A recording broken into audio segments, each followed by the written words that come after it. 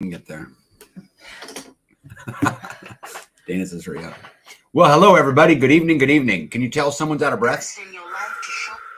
Yeah. Anybody have any idea why B would be out of breath? Because you wait to the last minute. I've got chores. I can't sit up here for 3 hours just waiting about. Maybe you should have got out of bed before 6.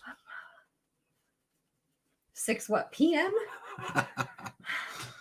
All right. Well, since YouTube has now notified me that we are live, let's get some hellos in, and then we'll get busy tonight. I got all kinds of stuff I want to talk about tonight. There's lots of great stuff going on, and there's some doozies as far as kind of downers too. But Starla Doak was the first one in. Good evening. Silver Lining, how are you, my friend? Eagle Lover, Texas, how are you? Of course, the Terminator is here. Janine, good evening to you in Texas. You know, it's interesting. Everyone's saying, hey, it's hot, it's hot, it's hot. Actually, today's been great here in Kansas. City Greens, good evening. Jules, welcome back for the 9 millionth time. Let's see here. Easy, good evening to you. The LJC is here from super hot southern New Mexico. And the greatest name on the internet. Half the Bluff Club is here. Evening, everyone. Evening. Yeah, good evening. My buddy Gypsy's in the house. MJ from Wisconsin is here. And hello. You know, MJ is one of the nicest human beings I have ever met. What a wonderful lady she is. Vicky Pullen is in the house. One Step Closer is here. What's up, bud? That guy there, that's the brains behind the Ungovernable score. Yep. Dana, good evening to you. Thank goodness someone is. Yep, Big Kid's back. Jane, good evening to you. And Mrs. Hacks is in the house. Tambra, good evening to you. Ghetto, what's up, bud? Duster Country Road, how are you? Steve, good evening from Indiana. All right, I think I'm caught up. You want to start first? Away. Well, my list is always longer. You want me to start first? Or you want to start first? It doesn't matter. Usually my stuff is more local. You get to see like outside news, so outside the farm news. So all right. Why don't we start with the thing I found? Go ahead. I found something that I didn't know about. I don't know what she's talking about. And I didn't find it until that was a kind of a problem. And then surprise, there it is. You want me to tell you what it is? Sure. Do you want to explain these? And why I broke the lid off of one? And I forgot about them. See, one is slightly lower than the other because I found these in the toiletry container when you went to Michigan. And I was like, gosh, that's so heavy. And I dropped it. And then the lid on this one, see, the lid broke right here. Boop. Now it's a flip top. But it's still full. I know. So this started oozing out of your toiletry bag. And I went, well, that's the weirdest thing I've ever seen. And so I picked it up thinking that it was something underneath the bag.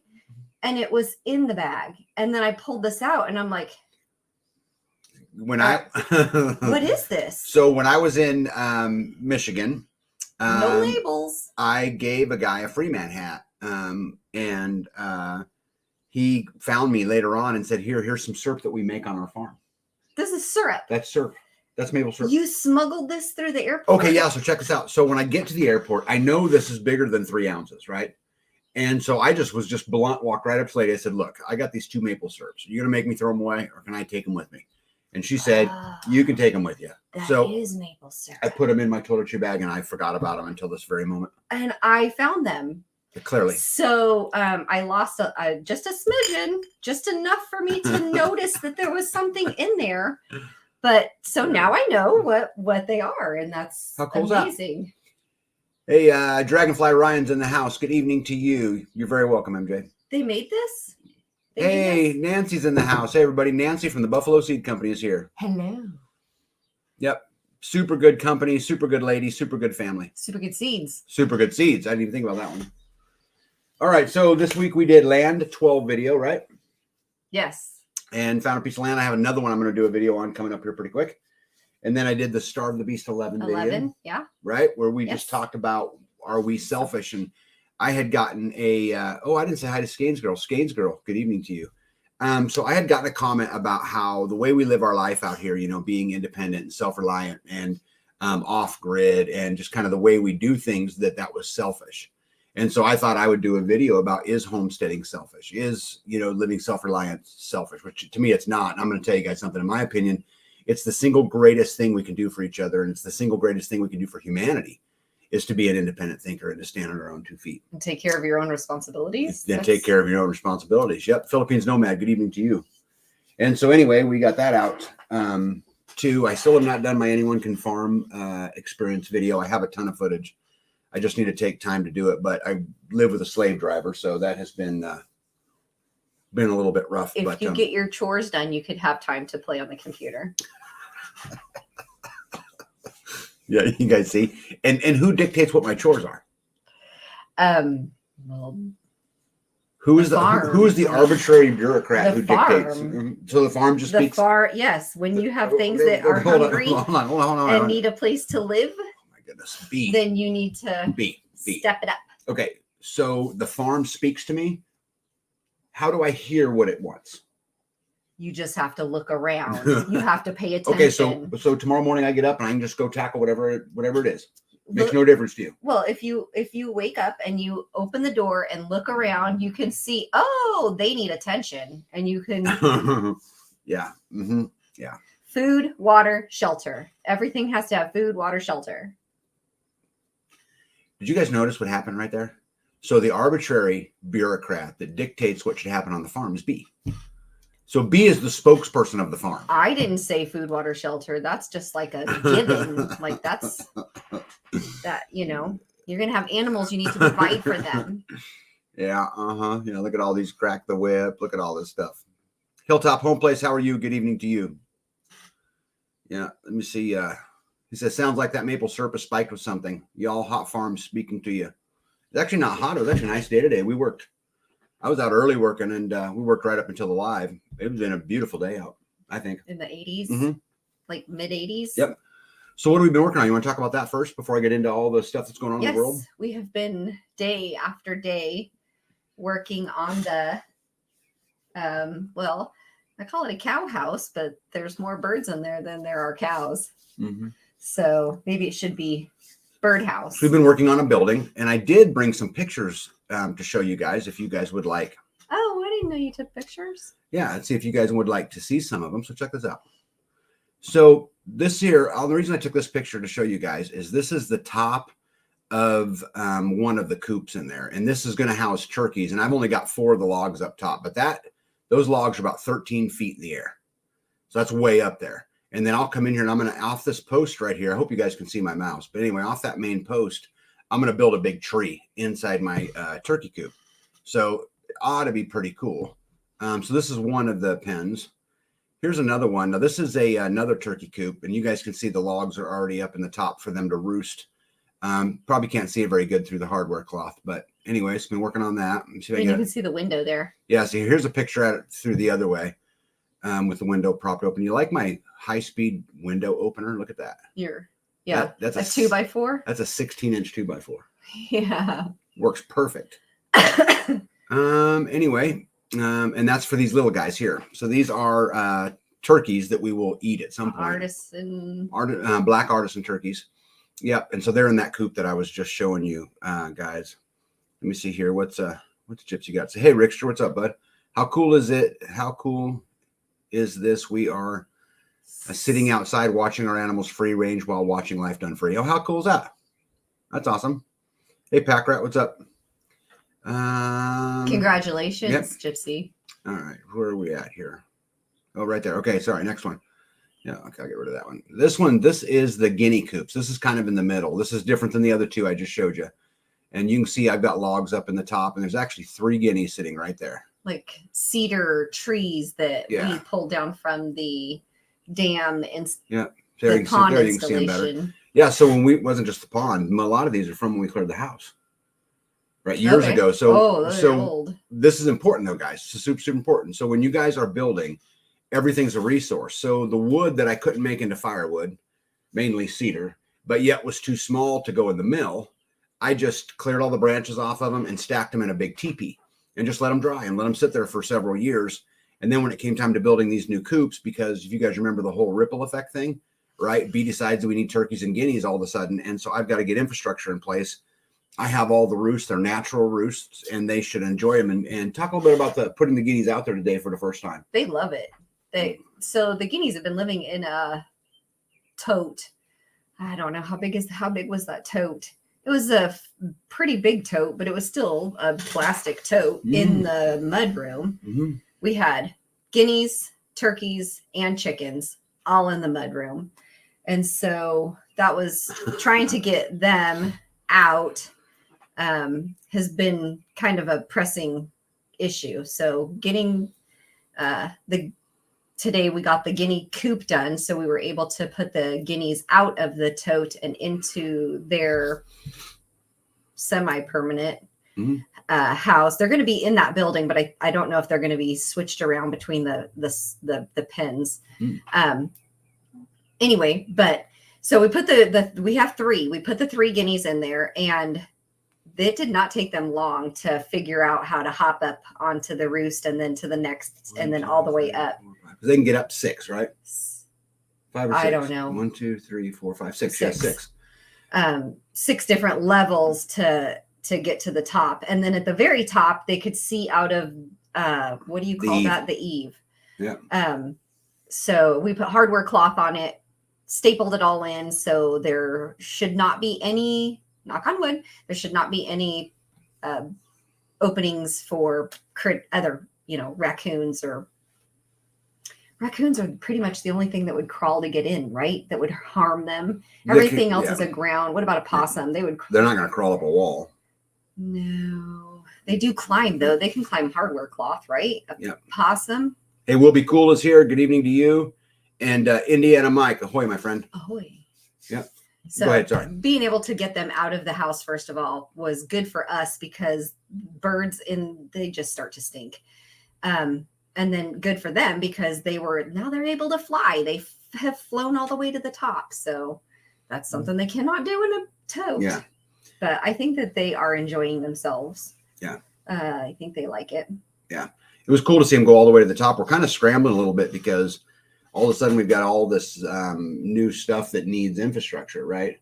And so, again, we talked about the ripple effect. So I'm out there hustling, trying to do it. But there's the other things, too, which is just being courteous. We have our geese in a large chicken extractor that we borrowed from Indiana Mike, and they've been kind and courteous to us. And so we want to get them out of there so that we're not using it. And so we're just racing as hard as we can, to try to get that done. Again, just to get everything in. But Big Kid had a statement for you. You read it? At Lifetime Free, a suggestion from experience: do not have livestock and garden share 2 sides of the fence. My cows broke through the gate and destroyed the garden and crop before we noticed. Yeah, our gardens are completely isolated, and also our garden fences are made pretty big and heavy. But yeah, we don't have any animals touching them. Well, and the cow, that's one thing that you said. Like I suggested putting hardware cloth on the bottom of the bird coops, like up, and you had said cows will lean on things. Let's not put hardware cloth on it. Let's go ahead and put metal. What is that? 4 feet, 4.5 feet up. So that if they're leaning, if they go to lean on it, or I guess scratch themselves on things because they brush up against water tanks and knock the spouts off of it. So if they can break a spout off a water tank. Yeah, we had, to tell them what you're talking about. So we had another homestead who had some cows who were fiddle farting around. Yep. And they broke what do you call that? It's not the faucet. It's the outspout. The outspout. I like that. What do you call that? The spout. The spout. Yeah. So they broke the cows broke that off of the water tank. Mm-hmm. So I did not know they could do that. So then the owners show up and told us. And so we're like, out of water. Oh, yes. Yeah. So then I'm like, oh, you're right. They do lean on things. Good thing I'm so glad that you can think that far in advance. Well, one of us has to. Well, that's a gift. I'm glad you have it. Rickster says he found out he's a mutant. He has another set of wisdom teeth pushing my original ones out. Well, I actually think that's can be kind of normal, but Rick, unfortunately, I do agree you're a mutant. Who else? Did I miss anybody? Hey, American Roots is here. Good evening, American Roots. Good evening. Good evening, good evening, good evening. All right. Oh, this one's funny. Read this one. Thanks to you, Tag, I have discovered. You can read the big letters. I have discovered I suffer from RES, ripple effect syndrome. I guess acknowledging is the first step to recovery. Yeah, you know what, Skanes Girl, that has absolutely got to be a t-shirt. The ripple effect syndrome.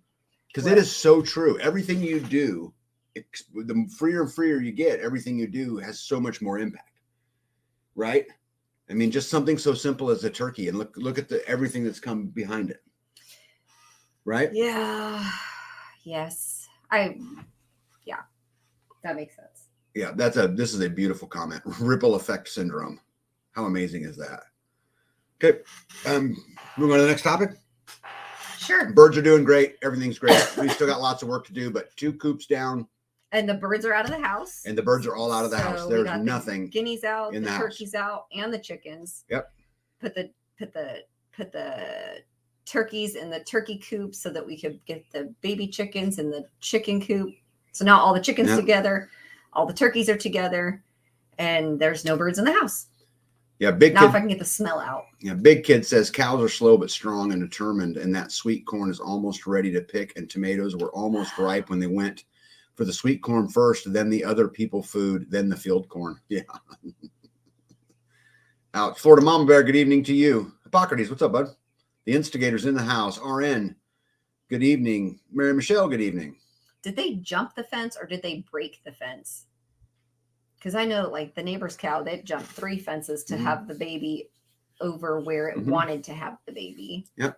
And how do you stop that? How do you stop the cows from jumping? Well, they didn't jump it. They leaned on it and pushed on it until they knocked it over. Oh, I thought it was up. I mean, the fence was standing. Yeah, but I bet they knocked it over. The neighbor that had the cow baby. I'm talking about Big Kid's cows that knocked the fence over. I'll bet you took the fence out. Yeah, Terminator says, I just found out we have a new predator near our property. My grandson's seen a big, huge timber wolf. He said that it had to weigh in at 200 pounds. Yeah, that's big enough to eat you. No thanks. Wow. Yep, no thanks. About the biggest thing I can handle that could eat me is a mosquito. Is that out of the ordinary for a timber wolf to be up by? That's a big one. Yeah. Yeah. Starla says it's a calf, must be. No. So there's been lots of stuff going on around the homestead. So we have so much going on, not just on our homestead, which you guys know we've been so much going on, but all of the other homesteads. You know, there's a homestead very close to us that's just put up part of a barn, and they're got to build a house, and they're making the go at it from the beginning. Coming here, moving here from far away, a little bit short of 20 hours away, and so they've got their hands full. I know another homestead that's digging a basement right now, getting ready to pour to get their home started. Another homestead out there who's clearing land. 2 of them actually that are out there clearing land. Right now. And so it's buzz. There's people here all the time, picking up a trailer or dropping something off or whatever it is, which has been pretty cool. But it's certainly been a lot. We've had a lot of stuff running around. Broke my skid steer. Yes. Right. And we got the part finally. My part came in today. So hopefully tomorrow or Sunday we'll get it fixed so I can get back to digging. Thank you. Yeah, I know. Right. Amazing how much that does, huh? Oh, yeah. Yeah, when you said, "Hey, go get me some dirt to fill these low spots," I went, "Oh no." Yeah, because I gotta go get a shovel. Yeah. Well, and then also back to the Zoom. We also have another set of homesteaders who own a piece of property here who are on their way up to really spend their first time on it, driving halfway across the country. And so it's exciting, and when a big community comes together, there's all kinds of things that can come from it. And, you get the camaraderie, of course, right? And you get to hang out, and you get to share, your successes together, and you get to share your struggles together, and you get to bounce ideas off each other, and you get to learn from each other. I've Gypsy was over here. He's been over here a lot lately, but he's been here, and we were talking about the barn, and I learned a lot from him about what to do and what not to do. And Rocky Top Ranch was here, and we were talking about the barn, and I learned a lot from them. And so, and suggestions from each of them. Yeah. And there's things that they told me to do that we're now incorporating into the construction to make it tough enough, strong enough.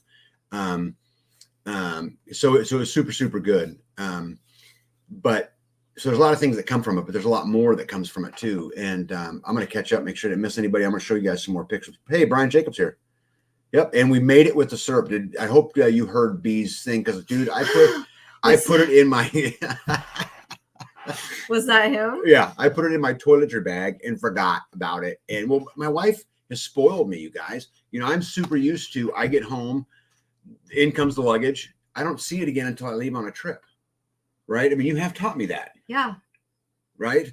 Yeah. I go through and take everything out, make sure it's all, accounted for. Yep. Scold you if you lose your charger. Yep. But yes, I found the syrup, and it's good to know that it's syrup because it was in the toiletry bag. I thought it was like toiletry stuff, like new hair gel or and I didn't think to smell it, but yes, it's sweet. It smells sweet. Yeah. You were just curious what it was. No, I was just like, oh, yeah. Thinking I could have poked fun right there, but I won't because it would have been very insensitive. I know you guys think I care about that, but I do. Faith says, hey, no notification and didn't even show up as a live when I looked for it. Had to go to your channel to find it. Well, they probably know what I'm going to talk about tonight because all the research that I did prior to this. Well, there you go. There you go. Right. ACM Homestead's in the house. Hello. What's going on? Hey, Silver Linings off to work. Had a great evening. Yep. Watch the replay. Yep. Thank you. Okay. So anyway, what I was talking about was there's lots of stuff going on, and I had a homesteader call me this week, or via message. So it wasn't a call, but via message about how their deal to get their piece of land, the bank's getting wishy-washy and changing the rules midstream. And I know this had happened a little bit to another homestead that I know about. And so things are kind of tightening up, and it's getting harder and harder to actually act on, freedom and to be able to go down that road. The rules are changing, kind of as we go along. And I'm going to talk about this. I was going to say, what you would consider that the beast, right? It is the beast. The beast. One of the beasts. Pushing back. Because there's certainly a lot of them. And again, we're going to talk about that. But anyway, what I was talking about as far as community, one of the points. So I also had a Zoom call this week with a young set of homesteaders that aren't very far from me. And it was super fascinating to me to listen to them talk about what they want and then the fears. And, I remember looking back on it when B and I decided to go. It was scary as could be. I was going to say, the fears, it kind of seems like they're kind of the same. Like, can we do it? Mm-hmm. What happens if it doesn't work? Mm-hmm. Who do we go to if we have questions or help? Yeah. If we need help. Because that's one thing when you're doing it on your own, you learn along the way. Yeah. But if there's somebody who's done it before, it's so much more helpful to say, hey, can you, lend some advice or help in any way. So. Yeah, I really enjoyed the conversation that we had with them. And it's neat to see, when I say younger people, I don't know if they consider themselves young. I consider them young because I'm old, but that's funny. You know what I mean? But it's neat to see that. And I welcome that kind of, conversation, and I wish them the best of luck. And I wish them nothing but great success as they go through the journey of starving the beast and trying to get out of the system, because it is not easy, and it is not set up for you to be able to do it. In fact, they want it hard. Yeah. Well, they don't want you to do it at all. So yeah, one of the best comments so far though is Hippocrates. He said, "Remember, 2 skid steers is one, 2 is 1, 1 is none." Yeah. If we had to, we could be using the second one while the first one was broken down. But I would hate to have to repair 2 of them, because when those things break down, it's often expensive. Yes. Yeah, I had a skid steer broke down. What happened was my front wheel on my tracks. I have a track skid steer. The front wheel, the cap came off, the bearings came out, and so the wheel was kind of wobbling in there a little bit when I seen it, and so we just parked it because I don't want to bend anything in there. and I had to order parts. That front wheel and those bearings were $400. I ordered them. They're here. I can't believe you have to buy the whole new wheel. I mean, you would think you could just pack the bearings You and shove it back in. You probably could, but here's the problem: is that depending on how long I drove with it like that, it would have wobbled that wheel, which means it would have wobbled out the opening. And if it bent it at all, babe, what's going to happen is I'm going to put new stuff in there. I'm going to pack it full. It's going to do it again, just like that.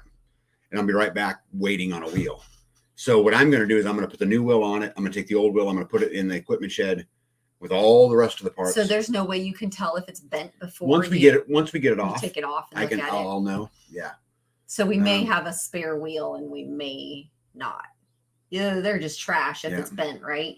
There's nothing you can do with it. If it's bent, we're done. It's done. You might as well just throw it in the trash, right? Right. One Step Closer has a great point here. And, he says better to overfix it the first time. Mm. Well, we depend on it. And it's, I try not to lift anything I don't have to lift anymore. Geez. Right. Well, it comes in really handy. Yeah. So speaking of not having to lift anything, right? Speaking of community, this is actually where I was going. Kelly Ireland, good evening to you. Speaking of those kinds of things, I wanted to share something else really cool that happened while it was gone. And I knew this was coming. While the skid loader was gone? No, while we were going through all this, all the community, everything's going on, all the zoom. There's another zoom thing that's happening. Mm. So this was the last picture I showed you guys of the guinea coop, because the next picture is what I want to talk about. But the community is now a proud owner of an excavator. So I want to tell you guys a story. So this excavator had sat for 20 years at a friend of mine's property. And anyway, he gave it to the community. It doesn't run. We were told that it ran when it was parked last, and it needed some, the front drive seals replaced in both, drives. Anyway, so what we decided we would do is my first phone call I made when I learned I could pull this off was to Hacks for the Homestead. For those of you guys, I don't know if you guys know Darren or you don't know Darren, but Darren's a super mechanic, and asked him if he'd be willing to donate his labor to fix it. And then the community would buy the rest of the parts. And so he agreed. And so then I started contacting the rest of the community. I talked to Indiana Mike right away because he's also super mechanical. Anyway, and a bunch of people. There's about 9 or 10 of us in the community that are going to participate in this program. So what's going to happen is we're going to go and fix this thing. We're going to get it up and running. And the community is going to split the cost of the repair. And everybody is an equal owner in the Traco. So this excavator, guys, I'm going to tell you something, will be a force multiplier on all the homesteads. This will dig basements. This will dig, water lines. This will dig a basement. Oh yeah. It's got a 16-foot reach. How big is the bucket? About 18 inches would be my guess. I didn't really spend a lot of time looking at it, but let me see if I can get another. Okay. So we'll go back to that one. So anyway, we are about to go down the road of owning our first communal piece of heavy equipment. Guys, there's a lot of equipment out there that it makes no sense to buy. I just hang on. Right. I've got a wood chipper, a big industrial wood chipper we barely use. I spent $8,000 on a wood chipper. We use once a year. We just don't use all that much. It'd been way better to go to the community and say, hey, let's all of us get this wood chipper together. And so then everybody could use it once a year. Yep. But here's the thing, guys, is that even in this creates the ripple effect, right? Skanes girl? Right, it does. Because now what happens? Well, how is it maintained? Who takes care of the maintenance? How do you fund the maintenance? Where is it parked? What's the check-in, check-out process? I was going to say, you probably have to write that stuff right. down. Well, we're going to do a Zoom call and try to get it all figured out. Anyway, I mean, it's going to create this whole nother thing. Now, the good news is once we go through this and we create the SOP, right? The standard operating procedure or whatever it is on how these kinds of things work, it will lean into the next thing because it would not be unlike us to come home with something else. Right. Right. One Step Closer to swales, wallopini, all the above. Mm. Right. It will create all of them. Yep. Pockety says you got to have a 15 to 20 foot reach. Yep. This is 16. Let's see if there's anything else in here. When you step up to bigger equipment, the $404,000 repair becomes $40,000 and $140,000. Ouch. Yeah, nice. This machine weighs 16,000 pounds. So it's not a gigantic one, but it's also not a baby. And so I'm really thinking that 16,000 pounds. Yeah, that's what it weighs. How do you know this? We looked up. Well, I didn't look up. My buddy Indiana Mike looked it up, and while we were all standing there together. Hey, by the way, Hacks for the Homesteaders here. Cool. We were just talking about you. So anyway, this is going to be a big thing, I think, for the homestead, and I'm super, super excited about it. It's actually in pretty good shape for sitting for 20 years. I'm excited about the ability to be able to use stuff like that. It will just make so many things so much easier. And better than even that, is that it will make so many things so much easier for everybody. For a lot of people. Yeah. And, we'll have to figure out the details, and we'll have to figure out, kind of how it all works. But first of all, what a cool thing that the old guy would give it to the community, because he knew we would use it. How cool is it that a community can come together and pull their resources, right, to make a machine like this work so that it can, benefit all of us. I just think I can't tell you how cool that I think it is. I'll get rid of that. Okay, we're back. What did Dana say? Dana said, I bought a skid steer a year and a half ago for the men in my family, and it just sits there. They are scared of it. I guess I should sell it. Yeah, I'll tell you what, They're Dana, scared of it. What about you? Can you use it? Yeah, I use it all the time. B uses it. It is so nice to be able to go and just pick something up and haul a log, or, whatever it is. It's just super, super cool. Move dirt, dig a hole. Yeah, Big Kid wants to know if we have a way to move it around. No, right now we don't. That's another conversation we got to have, is how do we go about this? Now, we can get up to a 1-ton pickup, right, in a big steel flatbed. But will our flatbed? Can you put 16,000 pounds on our? Yeah, that's not the problem. The problem is it's trailer 23,000 pounds or above, and you have to have a special license. So 23,000 means the truck, the trailer, and the excavator. What do you mean a special license? You can't haul it with just a regular license. You got to have a driver's license. Mm-hmm. You can't haul it with a driver's license. Mm-hmm. You have to have a CDL of some kind. Yeah, and I don't know that's what they call it, but I mean, someone could comment in here who's way more intelligent than I am. But what was the weight that you have to have a CDL? It has to be under 23,000 pounds. But that's for the truck, the trailer, and the excavator. Right? And the excavator by itself, 16,000. So, I mean, yeah, that might be all right. We could probably haul it from here to there, but not very far. But either way, we'll get it figured out. And I think this creates a really cool opportunity for a lot of people. And I'm super excited about being able to go down the road, So, yeah, Kelly says CDL. Yep. Thank you. We'll I want someone. If we can get it running and moving, and because when they unloaded that, it did not turn over. It did not drive over there. They had to push it into place. And here's the cool thing, guys. And I'm going to do a video on this. I shot all the footage of it, but how they did it was just freaking amazing. So it was wonky. They pull in with this big semi and I hired somebody to move it here for me. So this big semi and this low boy trailer, and on the back of the semi, they had a big wheel loader and this excavator. And then behind him pulls another truck, which has a big forklift on it.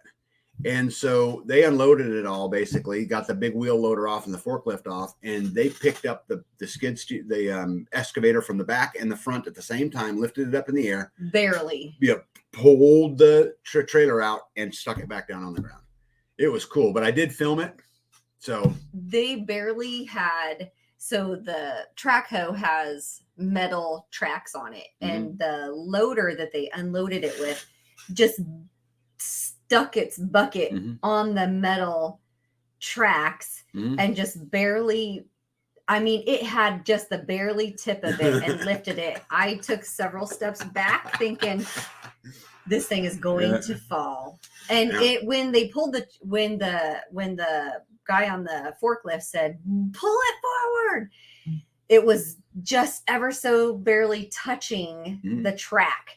And so when he pulled the trailer forward, the track hoe just scooted ever so slightly. And I'm like, oh my God, all these guys standing around. And I'm like, oh, no, I'm going to just step back. I'm going to keep my mouth shut and just step out of the way. Yeah, it was cool. They did it. It was super cool. Like professionals. Yeah. It cost me $1,000 to get it moved about 7 miles. He said it took him 9 hours. Yeah. 7 hours. Took the guy and 2 men. So I had the guy that owned the company and 2 guys, all that equipment for 9 hours to get that thing to me. And he charged me $1,000. So I really wasn't, complaining too much. Hey, ACM Homestead says, is Free Sitter Savings and Loan a real bank? No, I wish I could pull that off, but there's a 0 chance I can make that happen. Big Kid says 25,999 is legal. I thought it was 23, but if that's the case, if it's just under 26,000 pounds, we might be able to pull it off. Yeah, Kelly, it's never too late. Kelly says it's too bad she don't live here. She has a CDL. Hey, K-Bonk's in the house. He says mill rights are amazing. Hey, Unique Prepping's here. Hey, you guys, go check out that channel, Unique Prepping. What's going on, bud? MJ says Wallopini's for everybody. Yeah, I haven't even begun to build the Wallopini. No. Well, we're still working on feeding the little mouths out of the. If you quit adding little mouths, we wouldn't have so many to feed. Well, I'm not going to go there. I did. I don't have anything to say about that. Oh, I love you, honey. I love you, love you, love you. All right. What else? I have not outed any other animals this week, so we're good. We're still just trying to manage the ones that I've got. What do you got? Well, we've already talked about several of the items. Okay, let me just roll. But wait, one more thing. I have I have a I have a merch order going in on Sunday. So if there's any custom items that anybody wants, let me know. Because after this order goes in, it will be several months before something else gets put in. So we have the Free Man shirts, all green, military green. We have the Woe Man shirts are gray. We have the Free Steading shirts, which are they call them cement, but it's like a brownish. It's like wheat. And then we have the Join the Swarm. So the B ones, those are the ones I'm getting ready to order in blue, lighter blue. So American Roots says Free Man Kids hat. So because you got a small melon, we have one that you need to try. Yeah, on. I've got a couple in olive drab. Hat. This exact hat right here in olive drab. No, she wanted an olive drab one like this one. But let's see if it works. But I have some other ones. We'll check it out for your tiny melon. Yep. It's okay. I have a tiny melon too. Yeah. Yep. All right. Okay. Cool. Oh, and then the orders. If you have placed an order and you have already sent payment from today forward, orders are going to go out tomorrow. They're already ready. Okay, so you're shipping them tomorrow. I'm shipping. So shipping is tomorrow, and then new order goes in on Sunday. Yeah, guys, I know that some of you guys who've ordered stuff, that it takes a little bit of time. But guys, the fact of the matter is we get it done here locally. The process is slow, but that's where I would choose to spend my money. It's not something we sit around waiting, to see if we can send a hat out. We're busy and all of that kind of stuff. So no excuses, but. Well, and if it's not something that we already have in stock, then we have to wait until we have enough to order, because we can't just order one shirt. We have to order several shirts or hoodies or whatever at one time. Yeah, super cool. All right, let me go now. Sure. Community building. So we got some new stuff added to the community building. So right now we have all the roofing, all the framing, all the OSB, all the house wrap, all the screws. We have the front door, all the electrical boxes, the main breaker box, and the solar system. I don't think we need anything else. No, I think we still need roofing paper, right? Do you have to have roofing paper? We have the soffits. I forgot I have the soffits. I don't have the fascia. Are we going to use the concrete board for that? Probably. I'll need guttering, and then all the stuff on the inside. So wiring and all that stuff. But we're getting very, very, very, very close to standing the community building. Almost have everything stuck together. Had some homesteads come by. I had one this week come by and drop off items for the community building, which was super, super cool. And I love that it's a community effort. And, I can't wait to spend some time, with my routering out, name plaques. Anyone who donated, we're going to put it on the community building wall. And hopefully someday that community building, that every wall will be plastered with names of people in the community, which I think would just be Can you burn them into wood? What do you have to do that? You have to have letters. You have to get something hot. You have to have letters though, right? No, you could freehand it. Like what? Just heat up a... Same way I do with the router. sit down and draw it. So you have to like heat it up and then draw and then heat it up and then draw and then heat it up. Or you can use a torch, or you can use like a soldering iron that's hot the whole time. Oh. There's all kinds of things you can do.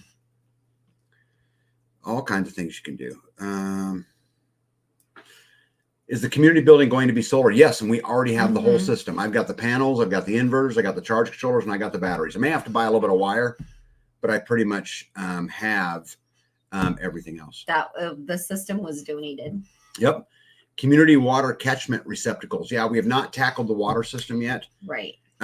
So I have none of the components to do that. Although I probably can round up a tank or two. I probably can do some of that stuff. But once we get that going, it will need a pump and a pressure tank and filters and all those kinds of things. But really, the goal this year is just to get it up and get it weather tight, and then we'll see kind of how. What do you call that? Dried in. Dried in.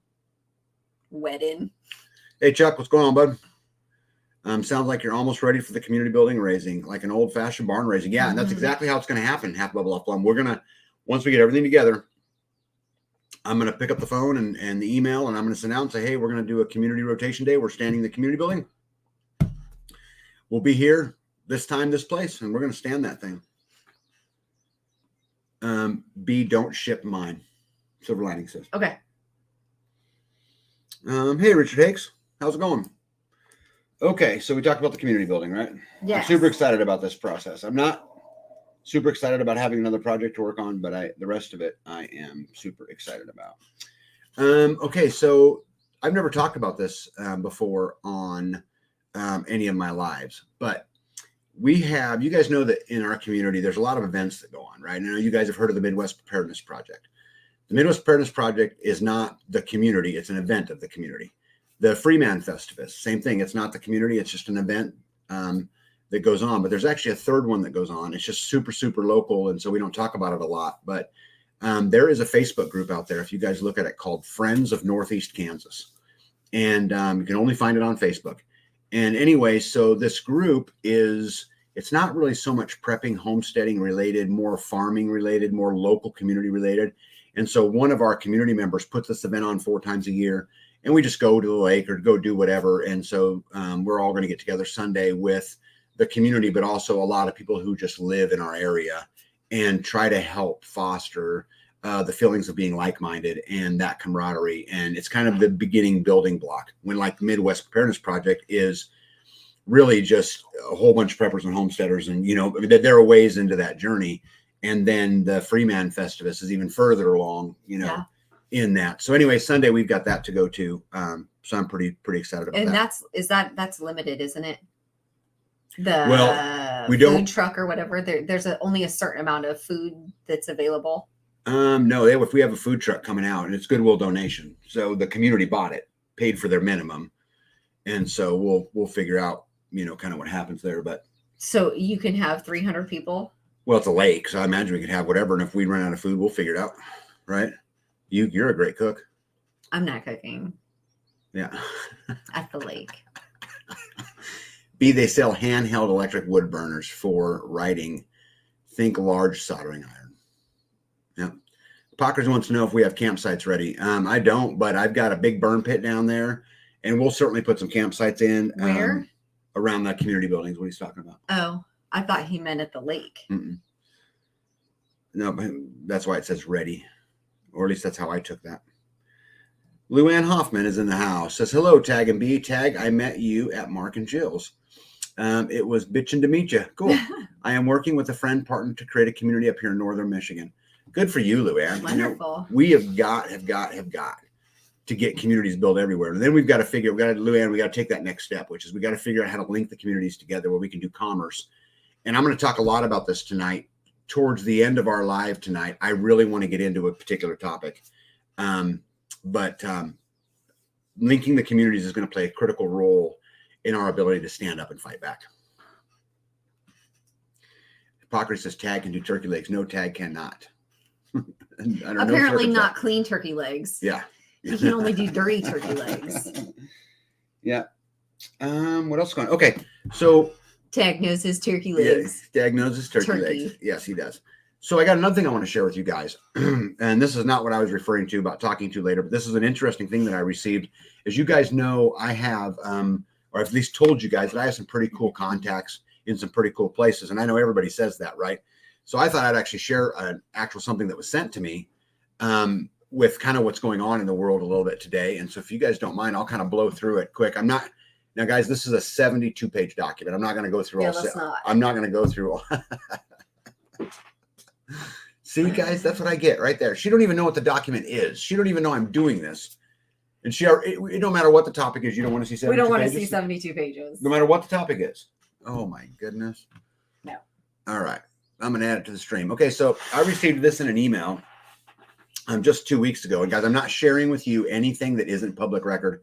If you know how to find it, someone who wanted to find this could find this. Okay, it's not way out there, but you could absolutely find it. So basically, it's about the military balloon threat to the United States airspace as presented by the EMP Task Force on National and Homeland Security. Okay, and this is an actual email that I received. And so it kind of just goes through, they have figured out that the Chinese balloons that flew over our airspace from that time ago pose a very real threat. And this breaks down what that threat is. So now it's a threat? Now it's when a it was flying over us, it was not a threat. Well, but did you notice the date on this article was in April? I didn't see a date on it. Yeah, so then I'll go back. Before? Right. April 17th, 2023. Okay. Okay, so keep that in mind. This is important. So anyway, basically what it talks about is a balloon EMP attack could debilitate communications data, power grids over a large region of the United States without breaching U.S. airspace.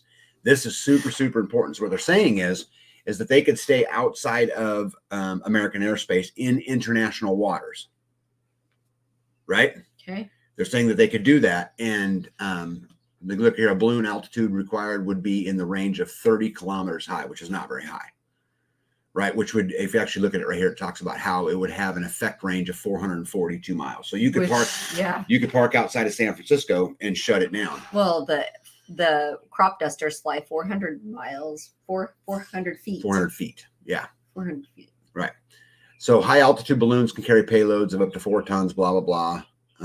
There's some stuff that I thought in here that was pretty interesting. I'd share with you guys. Rockets. So this is what they're talking about. So if you look at the top, it says EMP range from detonations outside the U.S. ADIZ. So basically that's referring to our airspace, right? From international water. So if you look at these circles, you could park, they're saying you could park that off here in off these areas in international waters and have a real impact. So the EMP Commission said that 9 out of 10 Americans would die from starvation and societal collapse from a nationwide blackout lasting 1 year. And this is the Congressional, again, EMP Commission. This estimate is based on you can't pump fuel or water, no ATMs, no cash registers, no elevators, blah, blah, blah. Food can't be delivered, no more prescription drugs, your bank, your credit union, and all other accounts are wiped out. Imagine big life in the big city with no electrical power, right? But I'm not going to go through every one of these pages. If anybody wants this, though, if you email me, I'll be happy to send you this entire report. It's 72 pages long, so it's a lot. So China, what they've figured out, has a balloon weapon program, right? And so I'm not going to stay here very long. Okay, this one's super fascinating. So this is basically a shot of the bottom of what one of those balloons are carrying. But you notice these two green things and that black thing? What's that look like to you? Canoes. Yep. No, because they could rockets, drop vehicles, right? Hypersonic missiles they could drop off the bottom of a balloon. These would be capable of carrying an EMP. And so they could drop them right there. And there's actually another picture here. See right here? Oh. Right? They could actually launch them. These are actually pictures with them on there, right? Which is pretty interesting, I think. I don't know if you guys know this. The United States has 3 electrical power grids, the East, the West, and Texas. You got to love Texas, right? They just do it their own way. Just make sure I'm missing anything. I'll skip that. That just talks about, but this means, babe, see that 30 kilometers right there? So if you just flew one up at 30 kilometers, this is how big a space it would reach. At 400 kilometers, this is it would reach the entire United States, southern Mexico, northern Canada, which is pretty cool. Well, not cool. It's cool to read it. Yeah. I don't think there's anything big here that we talk about. I'm might be it. There's one in here about international waters I wanted to show you guys. So this is basically what they would do, right? They would launch the balloon up just outside in the ocean somewhere over a city, zap it. Right? Right here. This is the one I want to talk about. So the ADZ, right? And there was a comment in here. Air Defense Identification Zone is ADIZ from Hippocrates. But anyway, so this is United States water, right? What they're saying is you can park out here on the edge of it in international water, right? Yeah. Yeah. Anyway, I'll get rid of this. Wow. I don't want to bore you guys to death. But anyway, I found it super, super, super fascinating. And guys, we can argue whether or not it was a Chinese balloon or it wasn't. That doesn't even matter. I think what matters is that our enemies, whoever they are, can absolutely pull this off from international waters. Well, they just showed you right. that it's capable. Right. Yeah. No, this was written by the our federal government. So it's their spin, it's their propaganda, it's their things. But I found it certainly fascinating, and I really enjoyed the read. You read that whole thing? I did. I read that makes sense though, because I read all 72 pages of it. That makes sense. Yeah. Apparently Taganistan has a grid. Yeah. The Freedom Electrical Co-op. That's right. Tag, my son-in-law, last year had to go do updates on refrigeration systems at an Army base near the U.S. government, was updating everything. You know, it's interesting. I read today, Lucy, just for you, did you know Canada today began updating their nuclear protocols specifically on how they deal with radiation today? Canada's government's going through that. Hey, Mandy Garrett, what's going on? Yeah, Jules says it's not like any grids are in any better shape. No, they're not. Like around the world, are ours just as bad as everybody else's? Ours are actually in pretty bad shape compared to a lot of the world. Now, not necessarily like because they're old. World, they're old. Yeah, our system's very outdated, and it hasn't been hardened at all. And I know a lot about this topic. Right, they have not done a lot to deal with. It's not even just EMP, guys. You know, CME, any kind of surge. You know, our system isn't really, designed to withstand a strike of any of those. Yeah. Kelly Ireland said the stinking balloon was right over my house. It went about 60 miles north of us. I never seen it, but that's what happened. But pretty interesting, huh? Yeah. And I still can't believe they just allowed it to continue. Oh, what is this? Let's just watch it. Yeah, babe, a wise person once told me that if it doesn't make sense, it's because you don't know the motive. Well, that makes sense. And because we don't know the motive, that's why it doesn't make sense. Right? And so you got to try to figure out what the motive is. Yep. I wonder if that's part of the plan to launch something to stop the 2024 elections. I hate it that I think we have people who cooperate with that, but that's where I am suspicious of our government. You should be suspicious. Yeah, this whole balloon talk and me sharing this document was just to warm you guys up, actually. I did it on purpose. Why is there more? Is there more? Hey, look who's here. Life with Mike and Jen. Hi. Said listening and cooking. Rain ran us out of the trenches. Apple pumpkin pie going in the oven. If you guys haven't been over to see the channel Life with Mike and Jen, they are just fabulous people. We hung out a lot at the Midwest Preparedness Project, and just absolute great folks.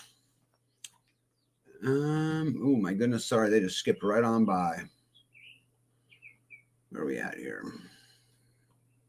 Yes, they apparently announced yesterday they were preparing for World War III. Yeah, and they should be. We could get in that if we wanted to, or what the movie motive is. Yeah, and I don't know what it is, and a lot of people don't, which is why it doesn't make sense, right? Come on, I have to pack. I can't get started. American Roots, we love you guys. You guys are awesome. But I'm about to talk about the most serious topic, maybe in 100 years tonight. But don't worry about it. You don't need to know about it. Go pack. Why can't you just turn up the volume and go pack? Turn it on speaker. Them dogs would love to hear us. Worse, our system is ancient and being asked to do more and more every single day than it did the day before. EVs could well destroy the grid before it's all over. Could not agree more. Mandy says, hi, guys. So glad to be here. Been looking forward to it. We're glad you're here. Did you get rid of those wasps? Let me see here. Someone I know well works for a major energy utility company, and they are a buyer for materials for updating and hardening. Said that's why they have prepped hardcore for a very long time.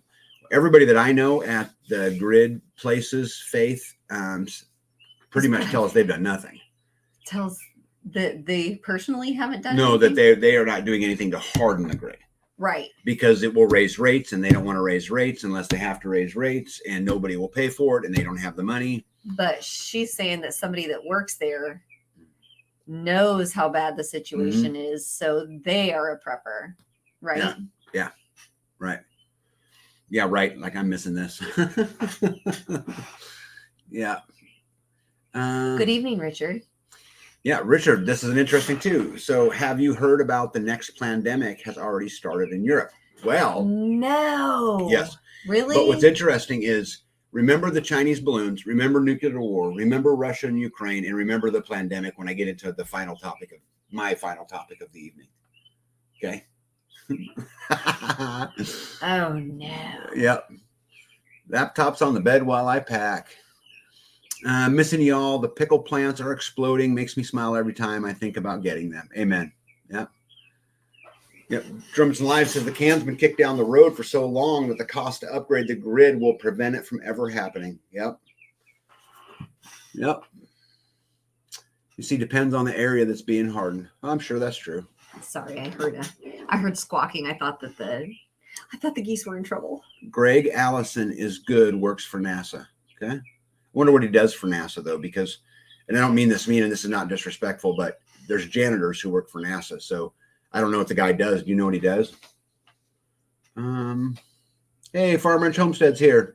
Hey, finally made it to another live while it was happening. Hey, cool. And we're happy to have you. Yep. Crap. I'm about to go on a freaking road trip. I'm planning the same one when the other one started. Crap. Yeah. Joel says it's going to be ugly. Just get used to it and keep prepping. Yep. Rockets. Okay. He's an engineer for NASA. Okay, cool. Steve Hall, how are you? Dusty Country Roads. I think I said hello. And Miley Mason, I think I said hello. But if I didn't, hello to you guys. So will there be more private grids for those with means while the public grids go down? Well, I think, Hippocrates, that being off grid, or at least having a way to provide your own energy is as critical as water.